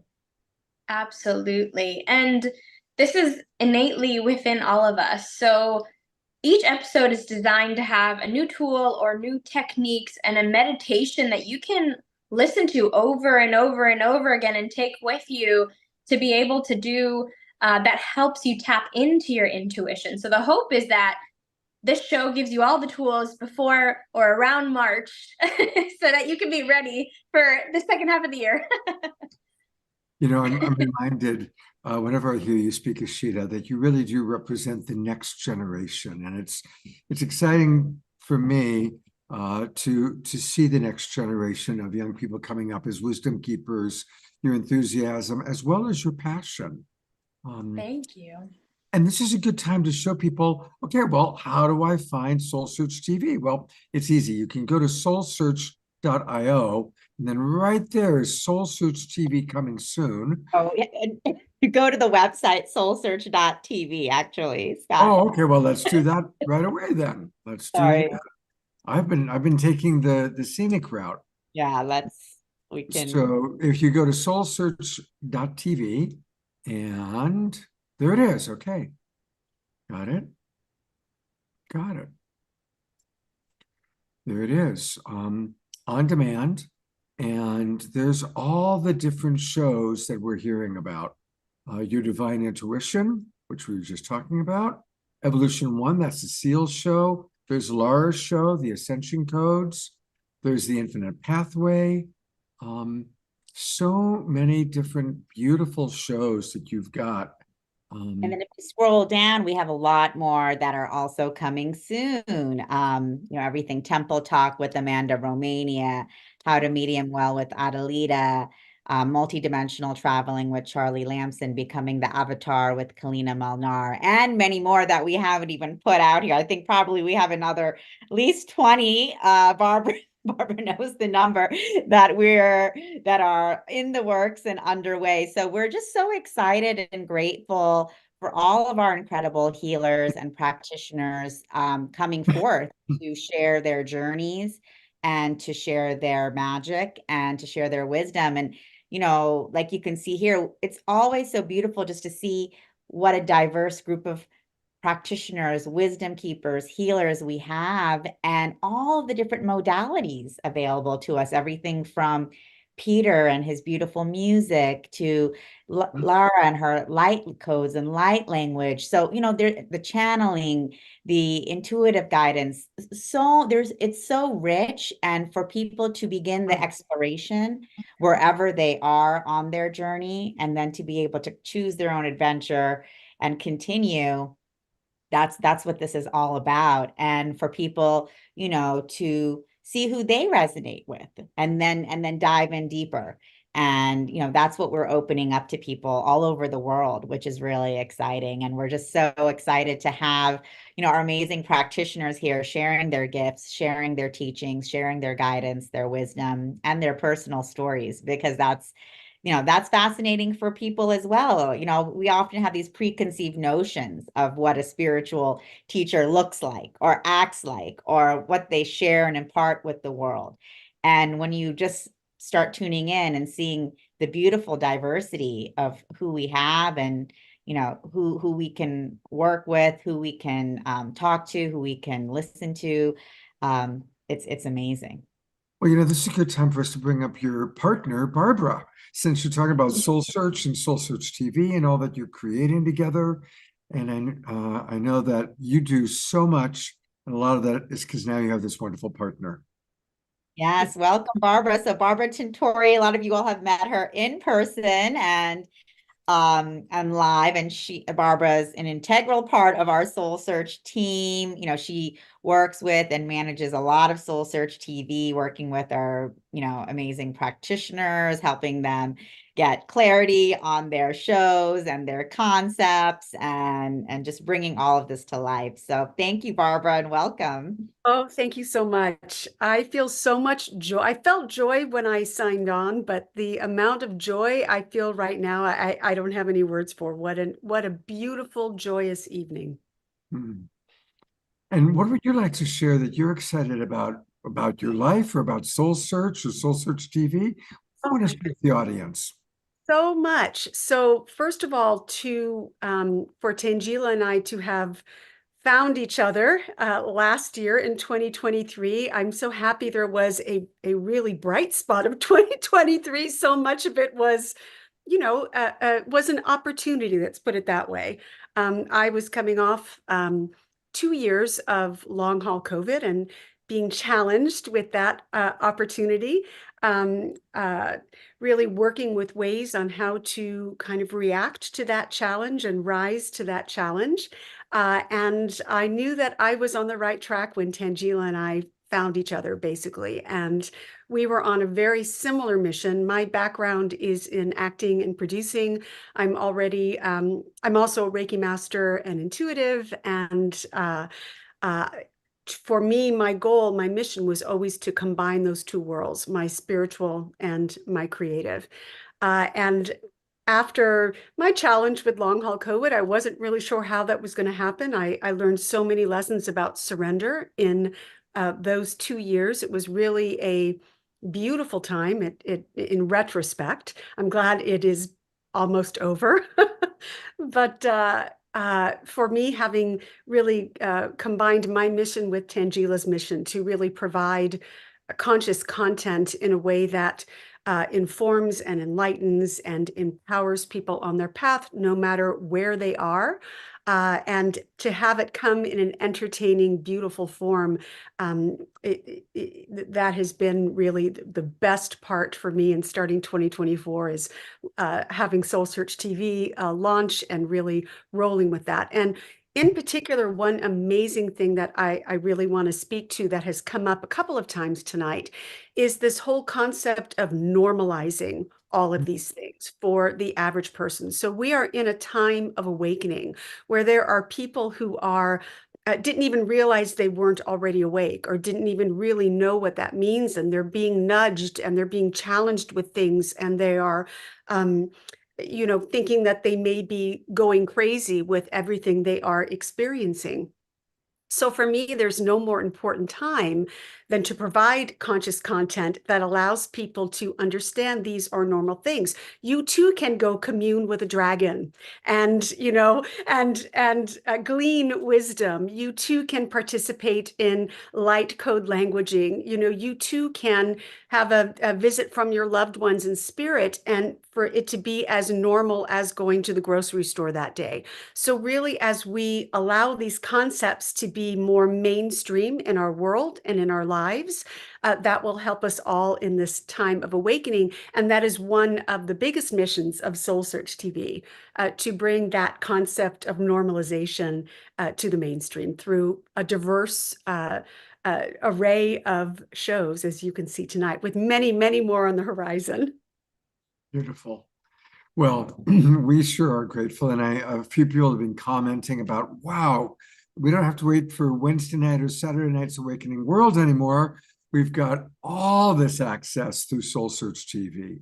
Yes. Susan is saying access to spiritual teachers from your own living room. That's so very true. And to discover that inner teacher within you so that you can bless the world as well. We are all in this together.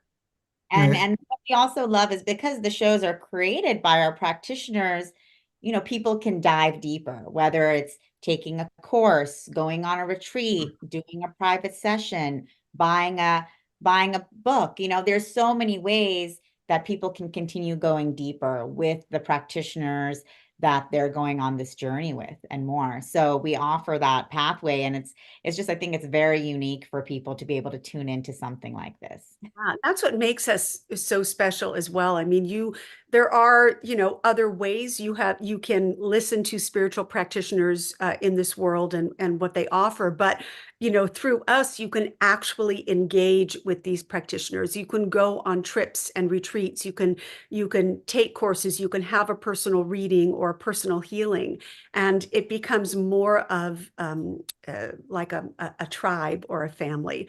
And that's what we would love, to provide that safe and sacred space for people to find their tribe wherever they are in their journey. Beautiful. Well, you're doing it. You're absolutely doing it. So, speaking of new beginnings, really. Exactly.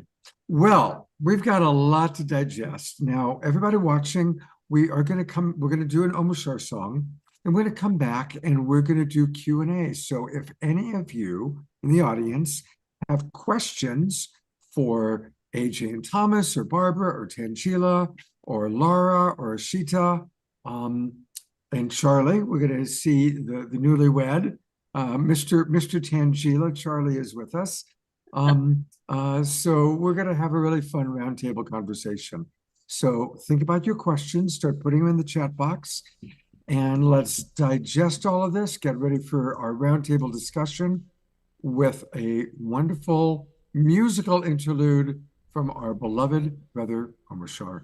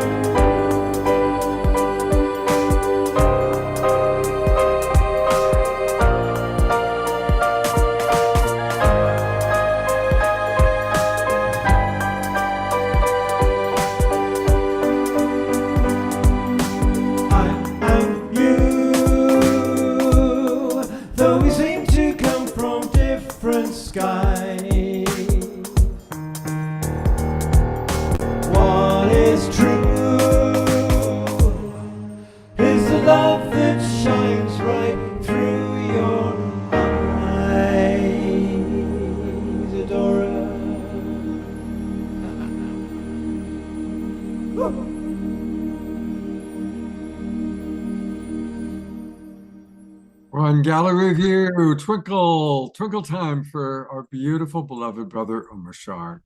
Twinkle, twinkle, little star. You are our star for sure. Absolutely. Thank you, Omar Shar. All right. Well, I am going to put a lot of people on camera right now.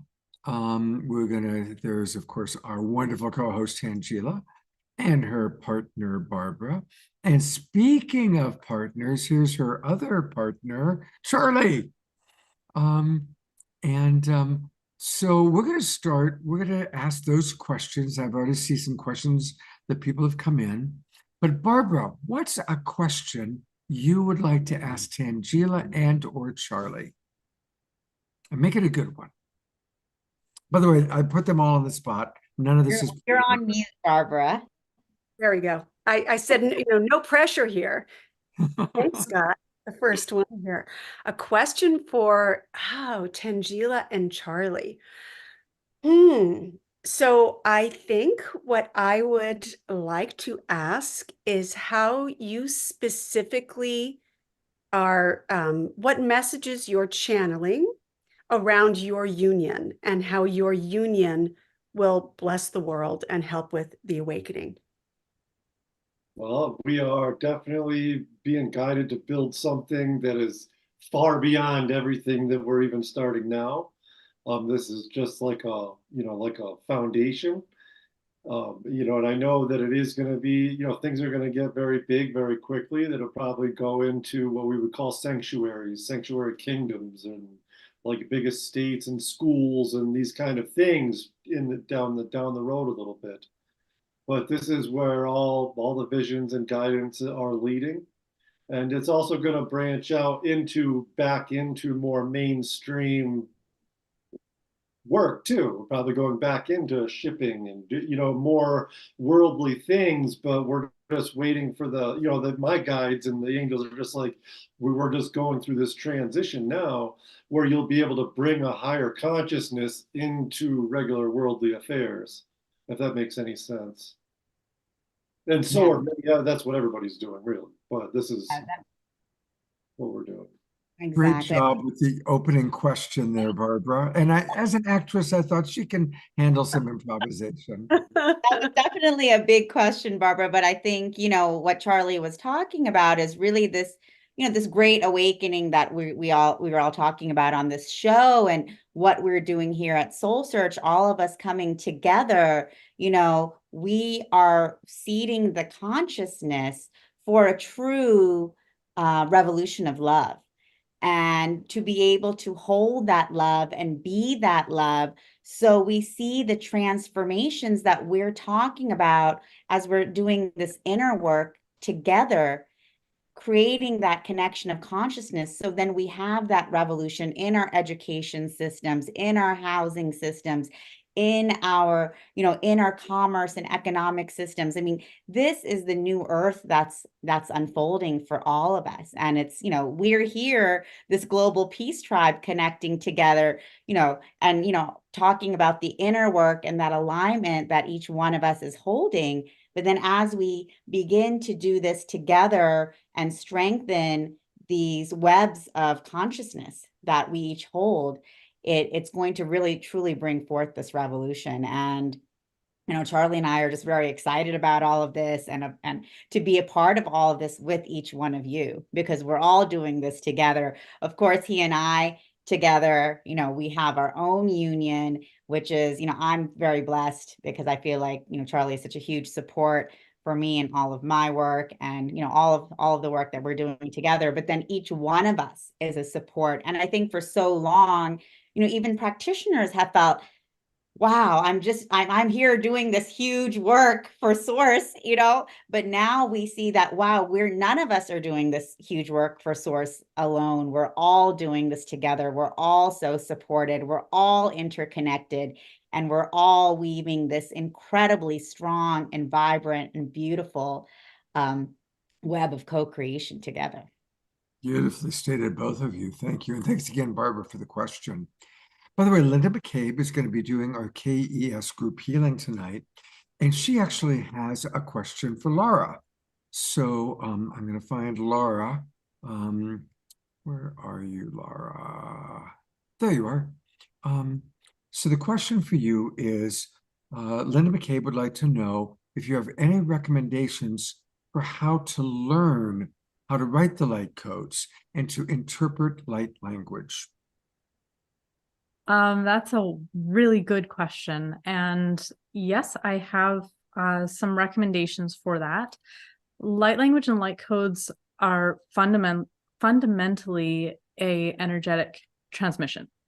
So anything that you can do to get yourself more sensitive to energy and the qualities of energy is going to benefit you in this mission to learn how to channel it yourself or to interpret it or even get into some of the nuances of various dialects. Ultimately, it is a heart-based transmission, so it's helpful for us to do a lot of heart work, to get in touch with our heart, to expand our heart, and know our own energy so that we can decipher with greater accuracy those different channelings and how they come through and what they can all essentially mean or be doing. Because remember, it can be a healing or it could be information. Beautiful. Thank you for that. All right, we have a question from one of our Facebook participants, and this is for Asil. So let me now find Asil. There he is. Asil, Hi there. Jenna wanted to know, how do you choose which locations you're going to go to? How spontaneous does it come through to you? She's kind of curious how you get the information and the planning to go to all these places around the world.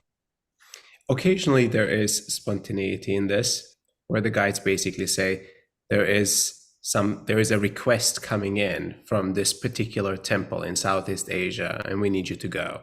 I'm like, isn't there enough people there that could do this? No, but you're listening, and therefore you can do it.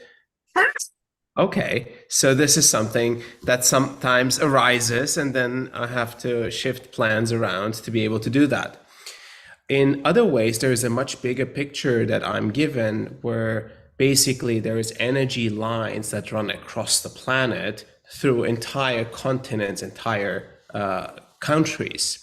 And so a core of the work started in the Middle East, and a lot of the countries in the Middle East were covered by going to different places of former battle zones, war zones, as well as countries that are very difficult to get into as a civilian, and moved over Europe and is now reaching all the way into Western Europe. And the other part of the work that we've been starting to do is through Central America to North and South America. And at some point there will be Africa, there will be Asia and Far East Asia and so on.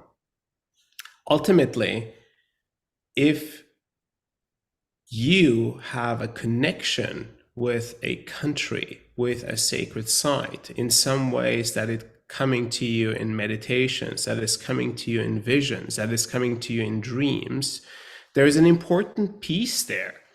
And it's worth exploring, either from the comfort of your home or truly making the journey your pilgrimage to that place.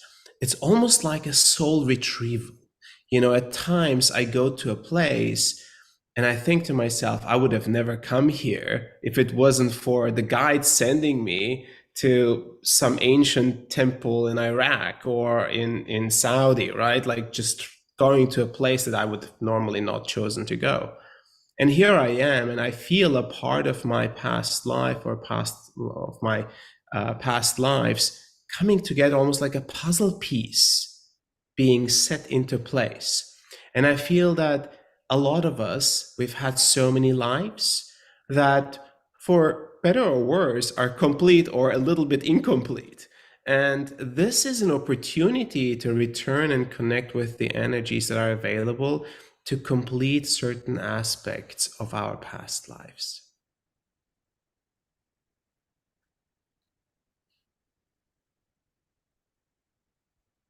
Scott, you're still muted.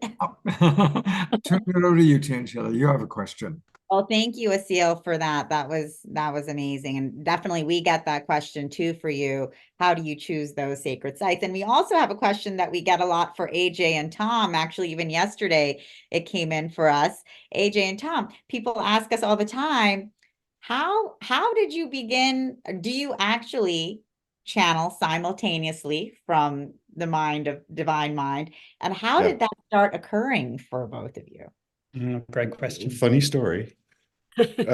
We both independently channeled entities. And so when we started our channeling practice together, or our meditation practice, actually, we naturally went into channeling, and we wound up giving each other, taking turns. So AJ would channel the extraterrestrials and I would help facilitate it. And then we'd both be in meditation, and then we'd switch, and I'd channel what we called at the time the grandfathers. And we just do it that way, week after week after week. And then one night, AJ channeled the grandfathers and I channeled the extraterrestrials. And we were like, what's this about? And they kind of explained that, there's one universal mind. We're all together. We're all related. We're all connected. And so we want to introduce you to more. And we want to bring a whole collective through you. Now that we know you could do this. And so that's sort of how that all began. And, it was really interesting because they said, although we have very distinct vibrations and very distinct energies, which is how you know us, which is how you know your avatars, which is how you know how you're dealing with an ascended master as opposed to an archangel, for example, or, your relative that's passed on as opposed to an elemental, for example. But they all each have distinct energies. But they said, there's no separation up here. We all know each other. And it was interesting because when we asked the question to the native elders, like, how come I'm channeling the native elders now and Tom's channeling the extraterrestrial? And the native elders said with kind of a wink and a nod, well, they're our ancestors. Who do you think we learned from? And so I thought that was just a delightful answer that, knowledge is universal. It's all out there, like the tree of life behind us, reaching up into the sky and the universe, and then the roots down into Mother Earth and Gaia. I mean, we can learn so much from Gaia, just as much as we can from the heavens. Skill mastery, though, I have to say, is usually jumping off a cliff, right? There's a lot of risk taking. And there was this point when we sort of went with the guides and said, are we supposed to do this simultaneously? We're getting this sense, we literally could feel the energy move from one of us to the other. We'd feel it shift. We'd sort of feel this message that says his turn. And we don't always channel the same entity, but it is always that I know in my head, and this was one of the indications that said to do this, I knew in my head I had a word and he would channel it. And we'd find that was happening quite often. And so we really asked the guides to help us and to teach us. And then we just had to jump off the cliff and try it. And luckily, there's enough patience with the guides that they've continued to work with us and help us strengthen some of those connections. We've learned what we have to do together to maintain that unified mind. And it was interesting, Scott, you said think about us as a couple. There is, and that I just want to say, I would have asked a much more personal question than Gina, and I just want to say that. We might still get there. This time. Yeah. Anyway, it is interesting because you have to blend energies as a couple. And so it's been interesting to see how it's changed our relationship. And not that we're sitting around going, I know what he's doing right now, or I know what he's thinking. It's really much more how important it is for us to stay on the same plane, right? We put a vow in our wedding that I really believe in, and it came from the guides. And the vow was, I vow to keep my vibrations as high as possible for you. Because the reality is I can't raise his vibration. I can only raise mine. And so as we both kind of make that commitment, AJ is having a tough day, I'll go to the temple. I'll raise my vibration. And that's been the best, way to keep us connected. Beautiful. Thank you, guys. Hey, Ashita has a question for Asil. So Yes, I do. So I love what you said, Asil, about how when you go to certain places, there's a bunch of past life energy that comes back to you. I've had that experience as well, and I think that it can be really powerful to experience that. I'm wondering, I guess this is a two-parter though. One, did you ever have those experiences before you started channeling? And two, what was probably the most powerful or profound place that you've been to so far? Yes, and yes. So, way before I was channeling as a kid and teenager, I would have a lot of dreams of crazy intergalactic nature, like battles of monumental dimensions. And then I would have visions of being a Native American talking to animals and having a reoccurring dream of a wolf that would follow me across the river. So many things that shaped my life in a certain way, to the point that I actually moved to the US as a 20-something-year-old from Europe. That, you know, it was kind of a calling, but the opportunity opened itself, and I then stayed in the US for a very long time. Still am here. And in terms of powerful places and profound experiences, oh man, it's just, there's so many. You know, if you have visited hundreds of sacred sites, every place has something so powerful and so transformative in it. Some of the things that truly stand out are the surprising things, the sites that are not on our list, but the guides say, well, there's a couple things that are not on your list, but you will find them when the time comes. And suddenly, as we're walking down the street in Jerusalem, there's this guy that has rented us an Airbnb, and he says, you know, the real place where the Last Supper took place is somewhere else. It's not where all the tourists go. And I'm like, okay, you got my attention. Tell me more. And he says, well, there is this like old Assyrian church, and in the basement of it, that church was built on top of Mother Mary's home, and in the basement of it is where the Last Supper took place. And if you talk to the priests nicely, they will actually open the door for you. So I was there, and of course they did, and I was able to go down there and do a channeling and receive a massive delivery and download. So these are like little things that stand out. And or like go to the Church of the Holy Sepulchre, which is a very important place for Christianity in Jerusalem, maybe one of the most important churches for Christianity.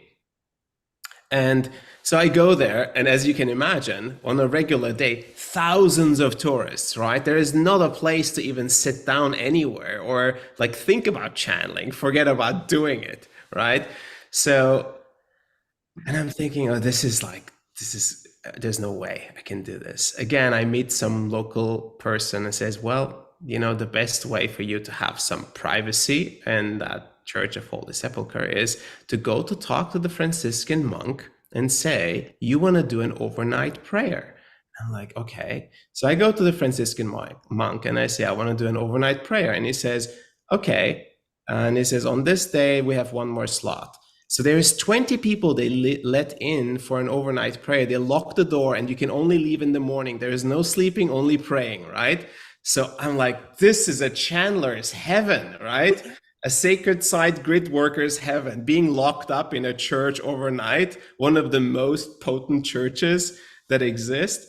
So here I am doing my work there and having, of course, the most incredible time. And the stories go on and on and on. I can write books about wild things that I've experienced.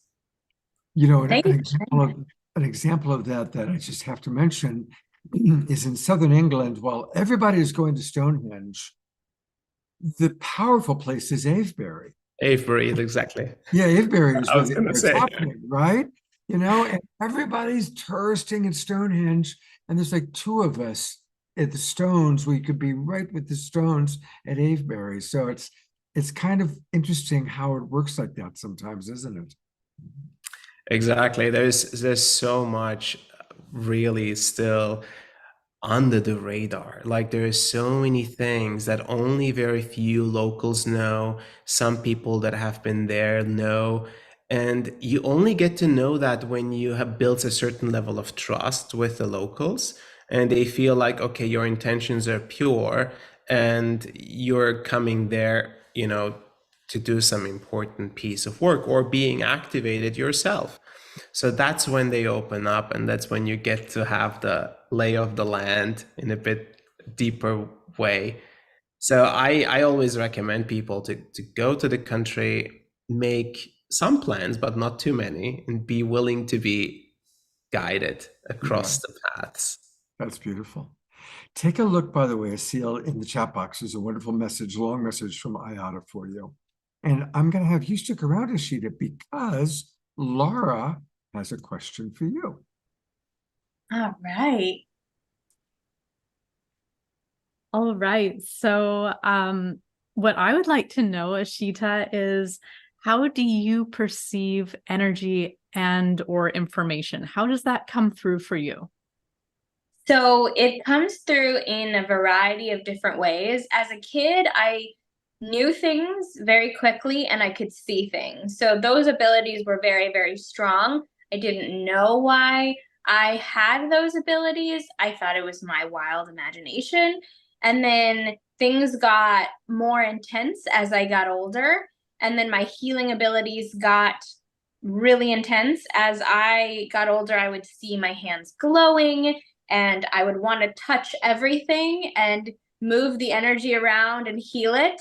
I remember this one moment when I was in my dorm room, my first year of college, and no one was there. My roommate wasn't there, so I had the whole space to myself, and I started to just heal her space, and then heal my space, and then heal her desk, and then heal her bed, and I was a little bit of an out of control healer, but it was really exciting for me because there was all this enthusiasm coming through. So now, as I've developed my abilities, everything kind of comes through. So it's hearing, it's knowing, it's feeling, it's seeing. Sometimes it's tasting and smelling as well. So sometimes I'll close my eyes physically to see what's going on in a reading or a session or a healing. But a lot of times I'll just do it like right now. Everybody is glowing when their auras are very, very present. So I think also my dreams can be very, very vivid. However, I find that spirit comes in very, very clear because they want to make the message clear. So I also feel like it's a very present time thing. Very If that answers nice. the question. Yeah, wonderful. You're a popular girl tonight, Ashita, because the guys have a question for you. And thank you, Laura. Yeah, absolutely. I mean, you can see your beautiful heart energy. We just love what you do. And we wanted to ask, with your intuition, speaking to you and through you, leading you to these new awarenesses of what people need right now. I'd love to hear about, how you're changing and crafting your practice for these current times, and maybe just, a little insight as to the theme that's come through for you for this coming year. Absolutely. Thanks for asking that question. And I think you guys touched on that too, a little bit about this big energy and the hurdles that are coming through. So really it's about kind of what Barbara was saying too, normalizing this practice for everyone. And I think really just getting the message out there as much as I can, because as you guys know, it's important to be able to give people ways to step through the door. You can't push them, but you can definitely give them the way to be curious and play. And I think really what's happening right now is I'm taking a lot more one-on-one clients to help teach this stuff more than I am still doing readings, but I'm really closing up those slots because I'm finding that it's not in a reading that people can get the most powerful, but or the most power in themselves, but rather through a teaching so that they can own it to the next level. So I'll still be doing my readings, but not as much because I think that we're also, as a collective, super ready for this information. Yeah. So Yeah, I it's love that clear you the guys are guides coming really out. want you to know. Yeah. Beautiful. Okay, this next question's for Charlie. And then actually I'm going to ask it to Charlie first. It's from Diara. And then I'd also like to hear Laura's response to it. And it's about how to be taking this work more into the mainstream. What's your vision or your thoughts about how to take all of this work into the mainstream? Well, I would say that, let me think about this. Give me 1 second. Taking this into the mainstream, it's gonna, what I mean is not so much, I mean, we're gonna be teaching this, obviously, but to be able to use this higher intuition and develop consciousness to connect with people on a higher level, I guess is gonna start, us being in the mainstream worldly things is elevating other people's consciousness. This is how evolution is going to begin dissolving the corruptions and the deceits and all these things in the world and the way things don't work. It's not going to be by judgment by other humans, being like, they're the bad guy, they're the bad guy, and these kind of things. It's going to be people coming in that have a higher consciousness into all fields. It's already happening behind the scenes now. It has been for a while, but we're going to start seeing to be able to do things in a more knowing way. And for me, this is developing my healing abilities and teaching abilities. But my plan is much bigger. I want to go back into more conscious tree work. I did tree work for years.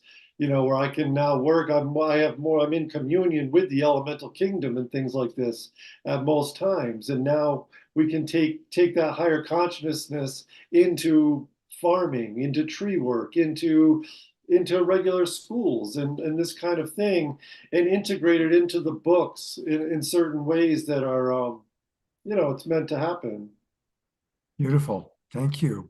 Laura, what are your thoughts about that? Yeah, that was really nicely said, Charles, and I would love to build on some of those points. So normalizing again, like this is coming up time and time again throughout tonight. Everything that we're doing is completely normal. What's the falsity is that it isn't anything but normal.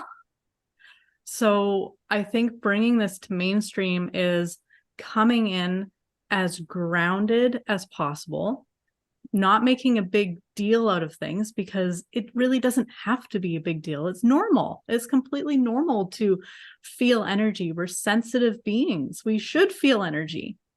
We should be able to communicate with each other energetically and heal. We all have chakras on the palms of our hands that are capable of sharing healing energy. So I think just being very grounded, being in our heart space, and then sharing whatever it is that we know. We're each gifted in a unique set of ways.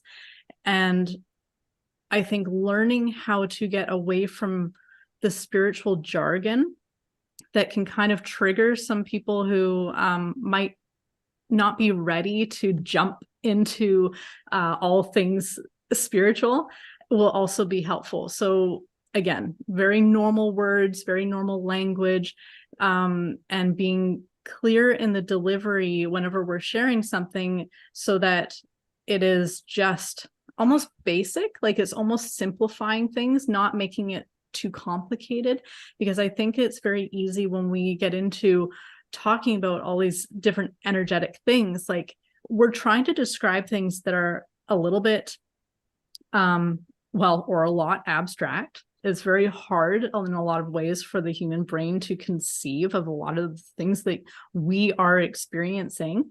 And I think teaching people how to feel, how to trust their intuition, which is why, you know, Ashita, the work that you're sharing in your show is brilliant. You know, like, I think Soul Search is a really good answer. Actually, is a really good answer for bringing this to the masses and making things all more mainstream. Beautiful. I'm going to bring up everybody now because we've got a few questions that we'd like to get a couple of responses to. So I'm going to bring you all up. We have a great question from Omashar, Scott. He's asking, well, he's directing it for AJ and Tom, but you know, I'd love to hear Asil or Ashita also comment on this, because this is a question that comes up a lot. How do you both discern that your messages are coming through purely and clearly and not being colored by your lower vibrational mind? Yeah, it takes time. And I would say that and I think everybody probably will say the same thing, that there's a mastery of concentration that you have to work through. And it's really about intentionality. You know, I would say that the hardest challenge when I started channeling was to say, am I just making this up?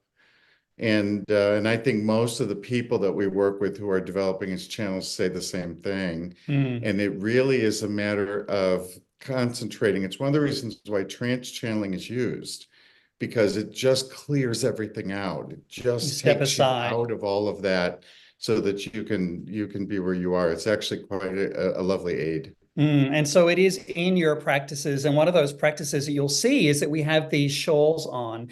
And these are high vibrational shawls that we wear that signify that we are in the mode of the channeling. We have invited the guides in. So that's, you know, one aspect of it for sure. And the other is just empirically, you know, we record all of the channeling sessions that we do. And for our private clients, we actually send them a transcript of the session so that they don't have to take notes and they've got that to look back on. But, you know, when I look back on that, you know, clearly the words and the information is not something I could put together. I'm not that smart, you know. I feel that way all the time. Yeah, and it really is remarkable. And you know what else is remarkable is that as we're reading the transcript, you can't tell whether Tom said it or AJ said it. It's this seamless train of thought and vibration. And that sometimes I have to pinch myself on that. I'm like, wow, that is incredible. Ashita has a question for Barbara. So there's Barbara, and here's Ashita. I also didn't mean to I also didn't mean to cut AJ and Thomas off, and I want to add to that very quickly, because yes, I think it is about mastery, and I also find that healing yourself is part of being able to heal and understand or connect to your intuition. So really working to heal your own whole auric field so that you can get in clear communication really helps. And then I work with the lower chakras before I prep for being in that space. So that's how I do that. But Barbara, I have a question for you, and I'm wondering what you're bringing to Soul Search TV, because I have a feeling it'll be great. I feel like you're bringing something too. Yes, that is it's past the percolation stage, in the development stage. So thank you for asking that. First of all, I just want to say how much I love you. I mean, really, sincerely, I love this woman. She brings so much joy and presence and grace to everything she does. And I'm so heartened that the global world now will get an opportunity to share in her infectious joy. So she makes my life happier. And so I just want to say that. So thank you. Love is mutual. So much mutual. It's a love fest in the Soul Search TV family, which is we truly are a family, and I think that's what makes us really unique as well. But so thank you for asking that. Oh my goodness. So yes, I do have a show in development. My whole, as you all know, my mission is to create conscious content disguised as sheer entertainment so that it's a safe space for everybody to enter into and explore these possibilities. So I have a show. I don't know that I can say like exactly what it is yet, but I'll tell you, I guess, what I can say, because we have investors involved and all that kind of thing right now. So it is a show that combines food and mediumship. So we will be showcasing families of different cultures where they are all about the food from wherever country their family is from. And we will be I will be working with these families, kind of showcasing their stories, hearing their stories and actually preparing recipes. And we will have I can't yet tell you what mediums yet, but there are some very beloved mediums who are going to be joining us and doing readings for the family. So the premise is that food and cooking and community and sharing that love opens portals, and it allows for easy spirit communication. And so we're hoping to get messages from loved ones in spirit, and so we're hoping to bring in foodies who don't quite know they're not awake, and spiritual people who will learn more about food. So it's a win-win. I'm 100% Italian, so I grew up with food is joy, and then this little psychic child, and feeling spirit all around me all the time whenever there were parties and big events. So as a matter of fact, I have to share the first thing after my mom passed. The first thing she shared through the most detailed mediumship reading I've ever heard. She came through, and the first thing she talked about was the food that we served at the celebration of life. So yeah, so that's when Italians pass. That is what you can look forward to. So I'm really excited to bring that to Soul Search TV to add to all the diverse entertainment that we're providing. And I also would love to give a shout out to Tangila's upcoming show that I am so excited about. And Tangila, do you want to say a few words about your own amazing show? Oh, sure. I'm happy. I'm very excited about Barbara's show. And yeah, so I have a show coming out called The Enlightenment Experience, where we'll be interviewing leading spiritual teachers and leaders and in the world, and really bringing forth what is the enlightenment experience for the now age? What does that mean for all of us? Again, bringing enlightenment into the mainstream. This is not something for Buddha or for a monk out in a cave. It's something for each one of us to be experiencing in this very moment. And again, it's just, bringing these concepts, into everyday life for all of us. So that's the show that I'll be bringing forth. And actually, we have so many questions coming in now. So I want to go back and actually, I think Asil, we had you just to comment also on how do you differentiate between the energies coming in, as well as you can take on Darina's question, and we can have some of our other panelists chime in as well after you. But Darina is asking, what is your take and experience with the evolving interspecies communication and relationships, especially with those that we engage and interact with the most, such as domesticated ones we call pets, animals, children and teachers, dogs and cats, as well as wild and highly intelligent ones like dolphins, whales, birds, etc. So two-part question. Yes, two-part question. So the first one is, I didn't even know what trans-channeling was when I started doing it, and it was a little bit freaky. And basically, I thought I'm losing my mind, or I'm experiencing schizophrenic symptoms, where another part of my brain is talking through me or to me. And I thought, man, this is really troubling. I'm not sure how I'm going to talk to people about this. So but it was a very intelligible conversation, and I was not destabilized in my life. So it didn't seem to be something bad, it's rather something enriching. And over time, I learned how to allow them to talk through me and not get in the way with my judgments, with my interpretations, or with my flavor of my consciousness.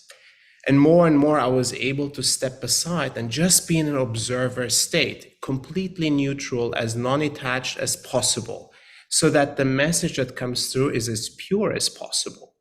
They also told me not to read books and not to do, not to learn other lineages or pathways, to keep my slate as blank as possible, empty cup as possible as I could be, and a lot of practice. As AJ and Thomas already mentioned, it takes a lot of work to refining this vessel that we are, in order to make sure that the information and the messages that come through are as originally intended as possible. Of course, it will have a flavor of my vocabulary, maybe even my beautiful Austrian accent, but ultimately it is meant to be as purely delivered as possible. And to the other question, which I forgot a little bit, what was that again? I'll give you a little clue. Clue. Oh, yes, puppies, puppies and kittens. Communicating in relationships with animals, pets, as well as dolphins. So as the energy is rising, as the frequency is rising on this plane, what's happening is our consciousness is expanding, and we're able to perceive significantly more than we used to. That is, nobody's exempt. Everyone is getting that, right? So the veil is getting thinner for everyone. What that means is we'll be able to have conversations with a tree and with animals and with beings of elemental nature, or beings of higher dimensional nature. That is going to make it very interesting to be a human being on Earth. And so that communication is becoming, for me, so much more clear and so much more undoubtedly available, as it will be for everyone else too. That, again, will take some practice so that we know, okay, how much is my mind flavoring this, or my preconceived notions? But ultimately, this is happening, and it's happening to everyone. And it is going to be the most fascinating ride in human history. Exactly. That's beautiful, Asil, because yes, we're all communicating with these different beings, and we have these capabilities. I don't know if any of you guys, anyone else wants to speak to that question about, this interspecies, interbeing communication, that powers that we all have and that are coming forth more strongly. I think that answer was beautiful. I did notice a question in the chat that I really hope we can address. Oh, sure. Yes. We can go to that. It's a common one about competition. Mhm. And I think this is really important, because this is part of the awakening world, is this movement away from me and I and you into a real community. Us. Sure. Yeah, I'll ask the question. That's great. We'll go to Sylvia's you. question. For any and or all presenters, how do you peer support for each other and with each other? And how do you co-create and collaborate with sentient beings in community? And how do you see those connections helping transforming the current quagmire? They're so critical. So, the guides often say that all of you, all of us are sentinels, because we're standing ahead of the rest of the population. That means we do that together. And so those antiquated norms and you see it at fairs, right? This is why we love Soul Search Fair, because I don't see it there, where people are like, my business, your business, who's getting the client, who's not. Forget that. That's not what any of this is about. This is really, so my support for my beloved brothers and sisters tonight is because we're all singing the same song. And it's essential that we all sing the same song. And so the more I cheer you on, the better we all accomplish our mission. So, but something, more than that is that, this is part of developing your practice. You know, I really benefit from Reiki. I really benefit from Om Asha's music, the high vibration of music and sound baths, for example. And as we come into this awareness, we'll come into these understandings that these are the essential things that we need. We don't need to be turning on the 6 o'clock news. We need to be ringing a gong and clearing our energy from the day. You know what I mean? And what a great thing to think about what the rest of my colleagues are doing and the work that they're doing as a way to help inspire my own. Yes. You know, we really do. This is what encouragement is in my mind. Yes. And so you know, that we applaud one another rather than think at all about competition. And I have to say, that's also in partnership with all the spiritual beings, right? So that's part of that partnership. There's no competition there either. Yeah, the Ascended Masters doesn't have the exclusive on universal knowledge. It's all, there's no separation. And so the more we can come to that oneness understanding together with Gaia, Mother Earth, and our animals, which are all communicating to us and all sharing with us and all ascending in consciousness with us at this time, it's what it's all about. Yeah. I want to riff on that for a moment too, and then we need to move forward. Yeah. And that is when the pandemic hit, I really saw how so many different spiritually oriented communities came together. It was really beautiful to watch. And, you know, there's a lot of crazy things going on in politics and so much division between Republican and Democrat and mask versus no mask and all that, vax or no vax. But in our spiritual communities and the people that you see on the Awakening World, the Evolutionary Leaders Network, Soul Search, Unity Earth, you know, all these different people, there was like, hey, whatever is your truth.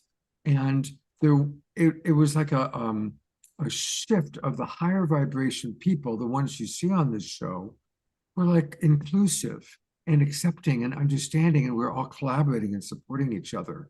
And it was a big shift from that competitive world, because I grew up in the entertainment industry in LA, which is very competitive, to the world that we're all sharing and that you're describing right now. And look at how we all are supporting each other even tonight, right? It's very, very beautiful. I'd like to add something to that for a split second, if I may. Absolutely. Sure. So the one thing that I'm seeing is this huge wave of awakening that humanity is going to go through. And I'm seeing millions of people awakening at the same time. We're going to need everyone who has been in service to step up and do their service and to support each other in this process. There is absolutely no reason for competition because we're going to have our hands full. I can guarantee you that. Yeah. And everyone who's been considering to be in service, get in gear because it's coming. Beautifully. Yes, absolutely. Beautiful. And Laura, you were just saying something as well in the chat, but if you want to share with the group as well, your thoughts, we'll have you jump in here as well. Sure. Yeah, I was just saying that the only way to create the golden age, which is really where we're trying to get to right now, we're getting there, is through supporting one another in all that every individual needs to share and express. Again, like standing in your power, in your love, being of service, and uplifting not only yourself, but everyone else around you.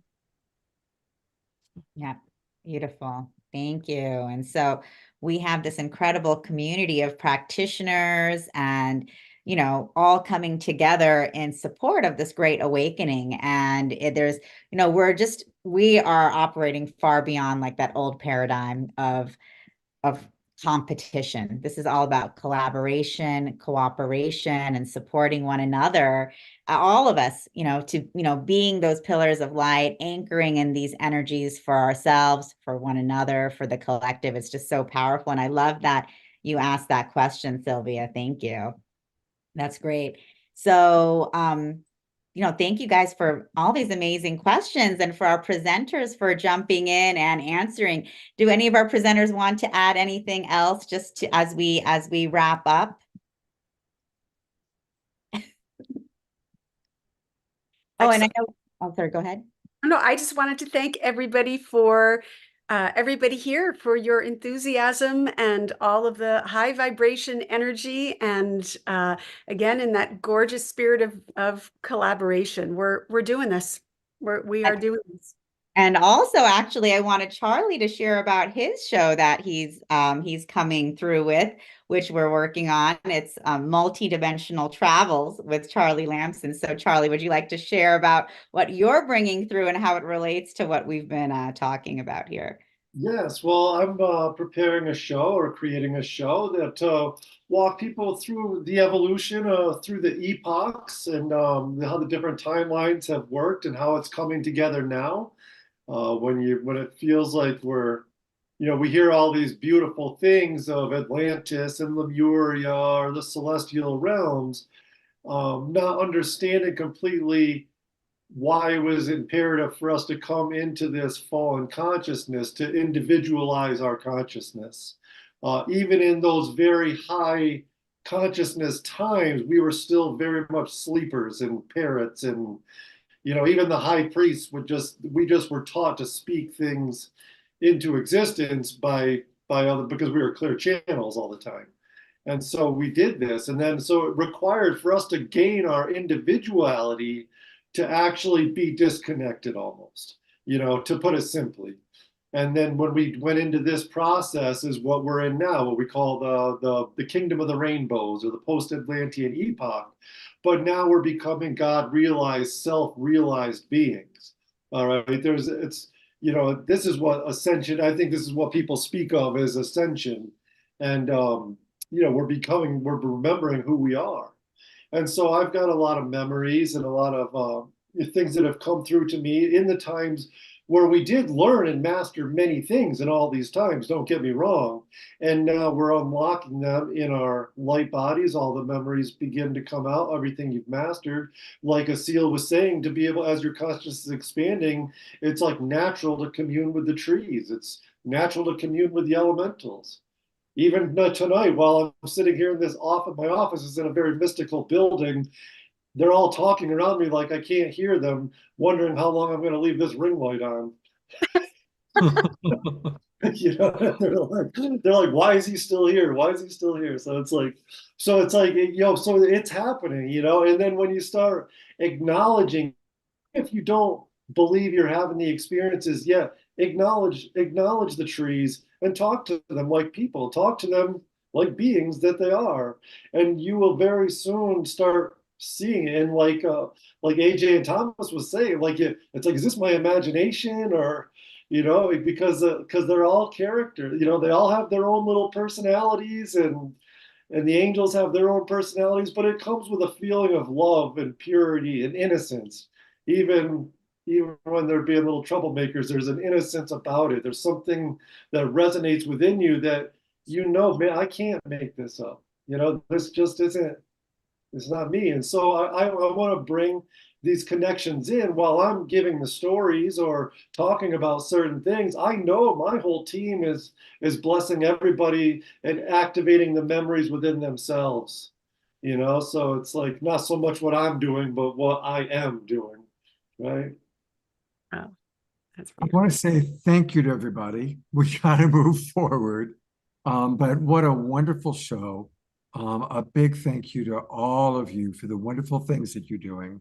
One last time, everybody, go to SoulSearch.tv, SoulSearch.tv. That's where you can learn all about these incredible programs, the ones that are already on and the ones that are coming soon. And of course, we'll continue to collaborate with Soul Search and Tangela and all of you. And I also want to invite people to join the Global Peace Tribe, especially a lot of you who are watching on Facebook right now. Come join Global Peace Tribe. It's easy to do that. Just go to globalpeacetribe.com, globalpeacetribe.com. You can learn all about all of our shows, all the different people that we have. And you can then click where it says register for the new season. That'll take you to our registration page. But for any of you who don't know, we do 2 or 3 live shows every week. We've been doing this for almost 4 years now. And we have amazing presenters like you've seen all night tonight. We have a lot of wonderful things planned for the upcoming year. On Wednesday night, we had John Gray and Catherine Woodward Thomas, the two best-selling authors of relationships in the world, were both on this show just last Wednesday night. And then, of course, all the wonderful people you've seen tonight. Join us. I'm really excited to announce that Marianne Williamson is going to be doing a show with us coming up very soon in the next few weeks. We're going to have a solo show just with Marianne sharing about her platform. And we always have KES group healings, which my beloved Deborah has helped to organize. And we are going to have a group healing tonight with Linda McCabe. But just to help us with that transition and to digest all this wonderfulness, one more Omashar song. Well, here we go.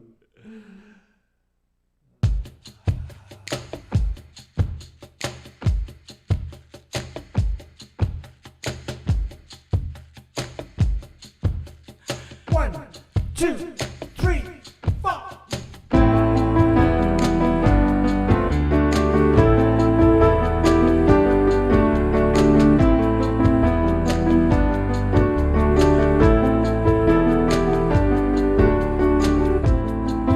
Let me shine a light inside, and I'll show you where your truth resides.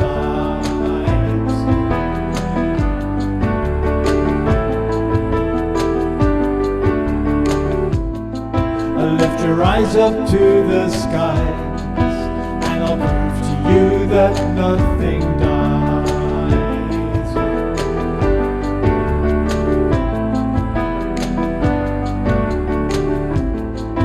Let me take your hands in mine. As I look at you, your spirit shines.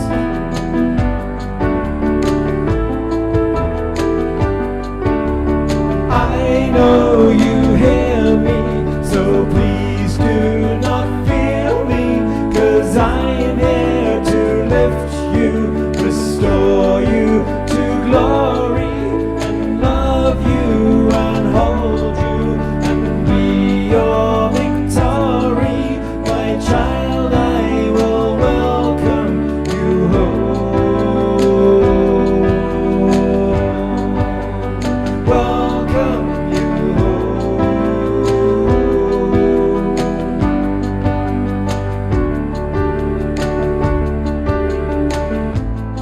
So when you take a different view and you dream awake, breathe out the new.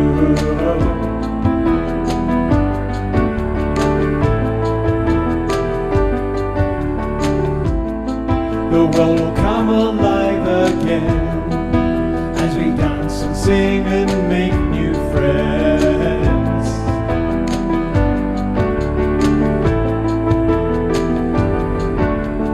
I know you hear me, so please do not fear me, 'cause I'm here to lift you, restore you to glory, and love you and hold you and be your victory.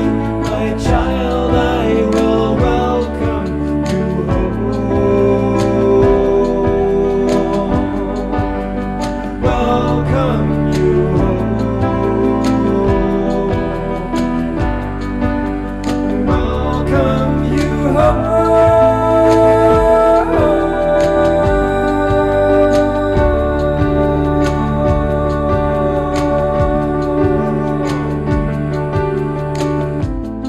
So when you take a different view and you dream awake, breathe out the new.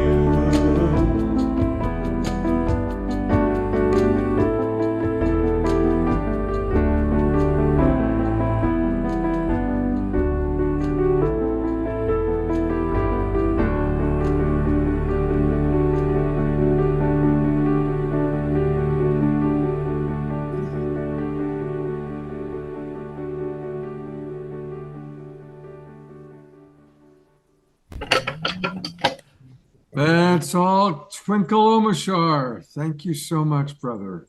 Thank you, thank you, thank you. Any thoughts that you have after watching tonight's show, my friend? Just to keep going. Holy smoke. You know, it's like we are coming to a place where we are going to distill everything, so our focus is always on the divine. 100%, totally. I know it takes a while to get there, and it's easy enough to say this. It is a practice, and I just realized that the refining that each of the presenters tonight have had to do to come to where they are now, so that I can hear and go, yes, that is truth, and it resonates with me. And so for me, it's just focus on the heart, focus on the divine always. I know my mind gets in the way sometimes and I mess up, but I pick myself up now really quickly. Namaste. Beautiful. Thank you so much. Thank you, Omashar. And hey, I want to remind everybody, there's one other announcement. Remember that Swami Beyondananda, you saw him last weekend. He and a lot of our favorite people are going to be doing a very special event on January 11th. So that's coming up this week. And he's got Larissa Stowe. I talked to Larissa today. She's excited about it. So Larissa's going to be there, Steve Farrell, a lot of our friends, and of course, Swami Beyondananda. So definitely put that into your calendar, January 11th at 5 o'clock Pacific, 8 o'clock Eastern. It'll be another way that we will all be coming together. And of course, we hope to see you on Wednesday night. We've got a wonderful show planned for this Wednesday night. As always, I'm really excited about this month's offering. So keep joining us. I noticed that Carol had spoken about the spirit of Ubuntu. A week from tonight, we will be celebrating Martin Luther King weekend, and we'll have Pato and Antoinette who will be showing clips from their documentary that they filmed in Africa last year about the spirit of Ubuntu. So that's going to be next week. I think I need to mute Omashar. There we go. So, all right, we always conclude now our shows on Saturday night with KES group healings. And Deborah, do you want to share a little bit about what the Christic energy system is while I bring up Linda? Oh, it's my pleasure. And I hope that we will have a chance to be on SoulSearchTV too. A little bit louder. Yeah, yes, of course, we'd love to have you. Thank you so much. I think, yeah, I hope that we will be of great benefit to you and your audience and your beautiful audience. So yeah, the Christic energy system is really a holding system more than a healing.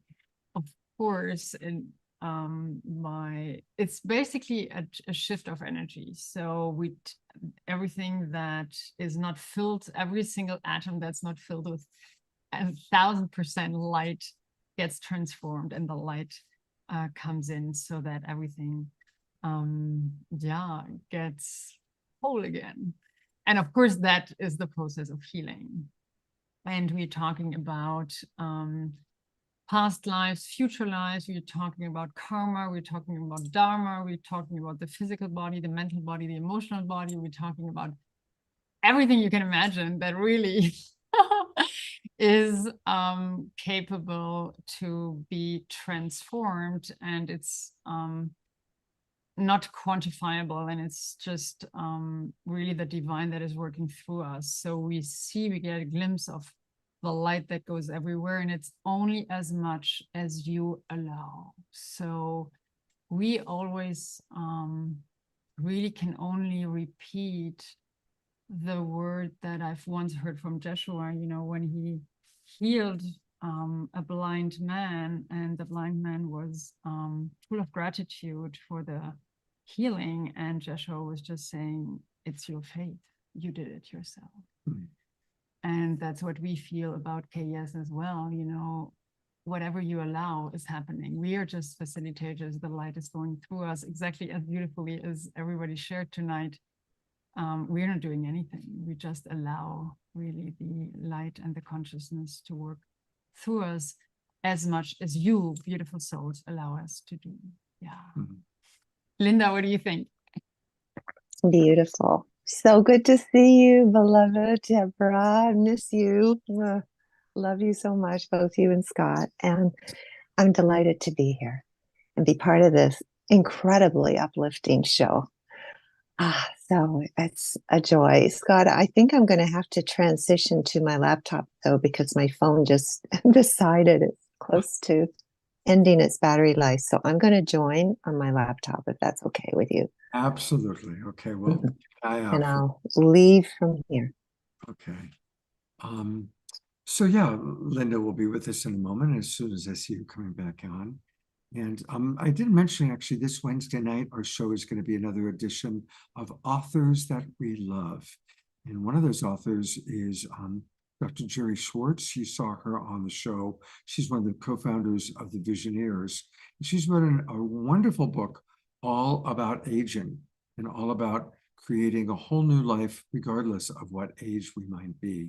And I think that's going to be relevant for a lot of people. And we have two other authors that will be joining us. So definitely make sure you're with us on Wednesday night. And then again, next Saturday night, it's going to be celebrating Martin Luther King weekend with Pato and Antoinette and several of our other wonderful people. And I guess while we wait for Len to come back on, was there anything else you wanted to share, Tangela? Well, I just wanted to say thank you to everyone. And we had such a beautiful comments coming in about the show, about the energy. And, this is just, an example of what we can all create together and what we are all creating together. So I just wanted to thank all of you for co-creating the new energy and the new earth together that we're bringing forth. So beautiful. And also stay tuned. We have many live events coming up. So if you are in Scottsdale area, come check us out January 13th and 14th. AJ and Tom will be there, Joan of Angels, Suzanne Ross. We have lots of amazing speakers, presenters. And then, of course, we'll be in San Francisco January 27th and 28th. Asil will be doing a beautiful presentation there, the Age of Conscious Creators transmission from the Elohim. So if you are in the Bay Area, definitely come by for that. And then we will be at Conscious Life Expo, February 9th through 12th. Laura will be there. She will be having a booth. She's giving a number of presentations. If you also please vote for her new book, part of the for the Conscious Life Expo Book Award. So definitely make sure you go to the Conscious Life Expo website to vote for Laura's new book, Ascension Codes.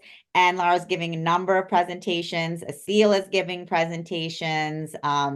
I know, Charlie and I are giving a presentation. We have, and we have two booths at Conscious Life Expo, the Soul Search right at the entrance when you enter the International Ballroom. Come join us and put your name in a raffle for a free reading or a free healing. And then we have a number of our other soul searchers, including Amanda Romania, Jeanette Rousseau, Galaxy Starborn, all having cocktail tables in our other booth as well. So we'll be at Conscious Life Expo. Come check out Laura, Asil. So many of our soul searchers are going to be there. Scott, I'm sure you'll be there as well. Yeah, too. I will be there. The Twin Ray are planning on most likely being there. Ashita, I see, is going to be there. Yes, exactly. So Los Angeles Conscious Life Expo, February 9th. And Ashita is speaking as well. So, you have the chance to see a number of our amazing soul searchers live. And then we actually have another Enlightenment Expo in Marina del Rey the following weekend. So, a lot happening. A lot happening. So we're excited to be able to connect with all of you in person. And of course, we'll be always doing more shows with the Global Peace Tribe and with you, Scott. We love you guys. So, and yes, you'll put in the chat, San Francisco Expo link.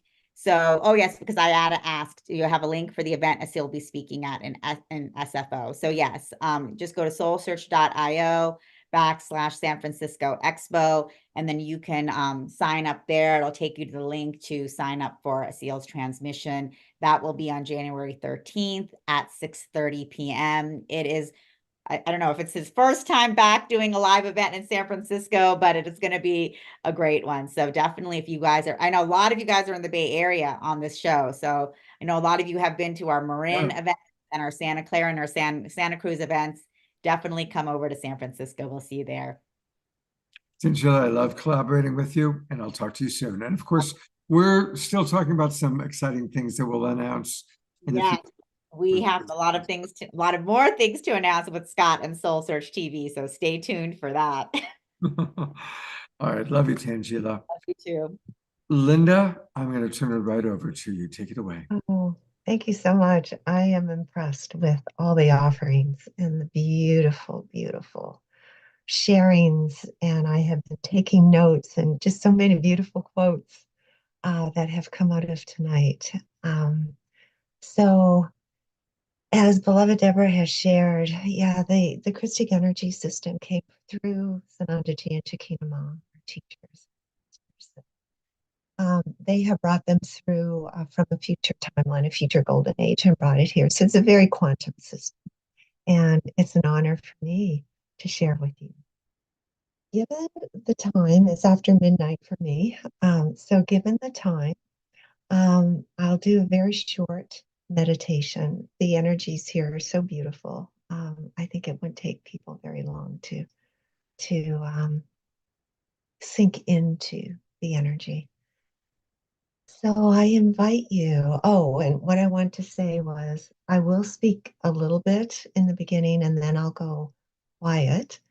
The beloveds work through me. The higher beings will come through. And my role is really to be the clearest channel that I can be for this work. And beloved Omashar is going to play his music in the background. And so that is always an uplifting and healing experience for all. So thank you. So I will, I'll give you a nod, Omashar, when I'm going to go in the silence. Thank you. So, beloved family of light, the global peace tribe, and all those who will watch this recording, I invite you to take the breath. And as AJ and Tom shared, that with every breath is a new opportunity for a new beginning. So let us take that breath, knowing that we have a new opportunity tonight to begin anew. We have seeded our seeds, both at the beginning of the new year and in each day, each moment, there's an intention and opportunity to deepen into our purpose, into what we're bringing forward in this beautiful, amazing year. So as we breathe in through the breath of peace into our hearts, let it expand through our entire bodies, our beautiful, open, radiant hearts, and moving through, deeply through the entire body, and on the out breath, breathing out any heaviness that does not serve our session ahead. And another breath of peace and stillness through the entire body, expanding, relaxing, softening, and uplifting, and breathing out, connecting with the intelligence of your soul. And as you breathe in again, and I ask that you breathe in a way that is slow and peaceful and really healing for you. To breathe in, breathing down, bringing your attention to the grounding cord that is dropping from your body, and let us make it a gold grounding cord as it drops through the buildings that you're in into the earth, feeling her cool, dark, nurturing presence. And you're being drawn almost like a magnetic, the gravity is pulling you down, down through the layers, through the kingdoms and queendoms of our beloved Mother Earth, down through the rocks, the crystal, purifying as you go down, and you come to her crystalline molten core. And the grounding cord locks in like a magnet, and you experience her, all of her love, as she welcomes you, her beloved child, your body that was birthed from her elements. She knows you, every bit of you, and welcomes you. Welcomes you and the contribution that you are making. And as she greets you, your heart begins to harmonize with hers. You feel her love, and you share yours and your gratitude.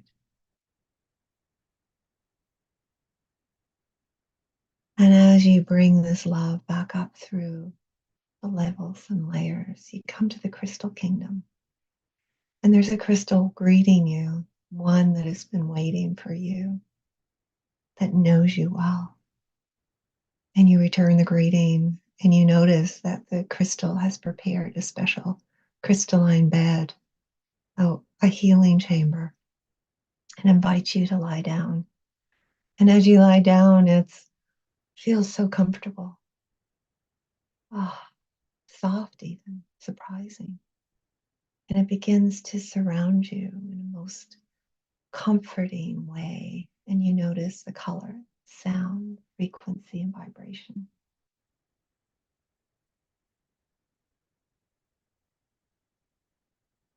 And as you breathe this in, knowing that you can leave it at any time, but as you're there, you're like the caterpillar, awaiting the transformation into the butterfly or the dragonfly, whichever suits, whichever vision captures your imagination. And coming back up, bringing your consciousness back up, and into your body as the love of the mother, the divine mother, goes into every cell and into your heart and expand your heart, connecting each heart, each one in this global peace tribe, connecting as well all those in the replay, connecting your hearts with one another and forming this beautiful container.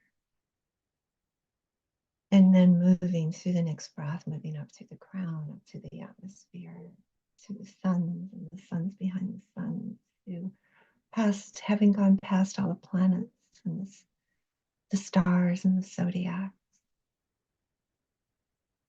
all the way to the great central sun, receiving the divine masculine, the beautiful, beautiful energies of the divine masculine, the love, the strength, the wisdom that is yours, that is here supporting you and bringing this down, back down through all the suns, through the kingdoms and queendoms of this beautiful cosmos, into the crown. And this divine masculine, this electric energy is moving through every cell in your body. And as it comes to the heart, it connects with the magnetic love of the mother in this beautiful merging co-creative dance. And you realize that this is you, the divine feminine, the divine masculine is you here, now, present, merged, integrated. This beautiful column of light moving through each chakra. And imagine this container of light that you're in, beautifully surrounding you.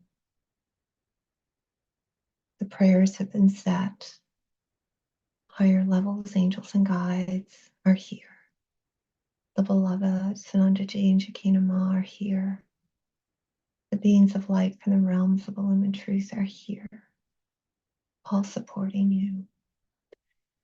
And you may sense, feel, or perceive a beautiful golden crystal shield coming up through from the Earth Star up through your bodies, pausing at each chakra, clearing any energetic debris from the physical body, the light body, and the bioenergy field. It goes all the way up through this container.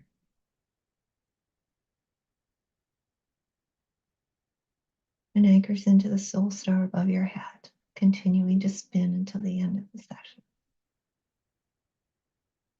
And I will proceed with the clearings.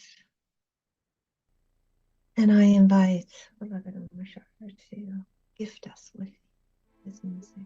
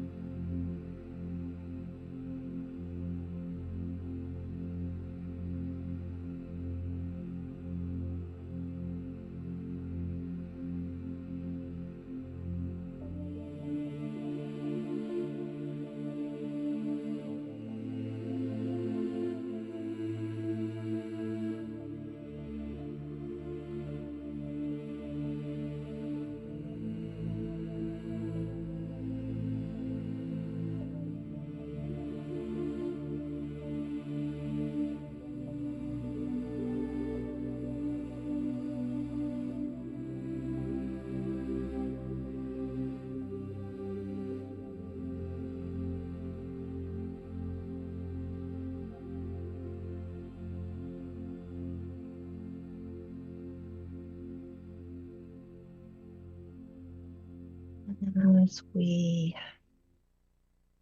bring this healing to a close,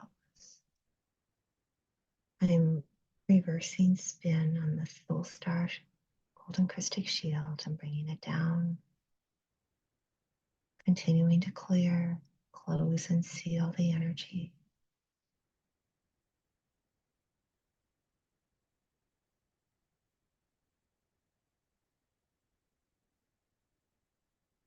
And as we're closing, we know that we have received this presence within our hearts. So we are that peace on this earth. May you always know that you are held in love. May you always know you are seen and cherished. May you continue to choose the beauty of your love. May you uphold the cherished principles of love within your heart. May you feel your value and worth as divine, for you are the glory, the light, and the love. May you cherish the sacred life and the miracle you have been given. And taking a breath, we release our higher levels, angels and guides, releasing the beings of light from the realms of illumined truth, releasing of love and gratitude, beloved Shekinah Mons and Andaji. And know that each of you, contributing your love, your energy, your frequency, vibration, and your commitment to this golden age, this new world, have released a significant amount of energy from the worlds, the collective as well. And I am deeply grateful to each of you and to all those who are on the replay for your act of grace, kindness, and love. Blessed, blessed be. Turn it back over to you, Scott. Thank you, beloved Linda. We're here at the Haven, the Twin Ray location in Ashland. So it's very beautiful to receive your incredible gifts. And thank you so much, Linda. A lot of people are thanking you. Very grateful. Do you offer private sessions for people? I do, yes. Can you put into And the box the best yes, way? in fact, my email address is right here beside my name. Okay. But I can put that in the chat. Hold on, where is the chat? There it is. Yeah, put that in the chat. And if anybody wants to put in their thoughts, their comments, their experiences of this beautiful KES healing. And here comes Deborah back. Oh, no, she's off to the bathroom. So thank you very much again, Linda. Very, very beautiful. Thank you. Well, it's been another amazing awakening world. What an evening. And thank you, everybody, for being with us. And I always appreciate that there's still 39 friends still with us. And wishing you all a beautiful sacred Sunday tomorrow. Remember, we can make any Sunday, any day sacred by choosing to see the divine in all. And, take care, everybody. Have a beautiful, beautiful evening, beautiful day tomorrow, and we'll see you on Wednesday night. Thank you, thank you, thank you. Gonna go to gallery view. There we go. Thank you, everybody. Good night. Thank you, Omashar. A three-song night. There's 3 Dog Night, and tonight was a 3-song night. Take care, y'all.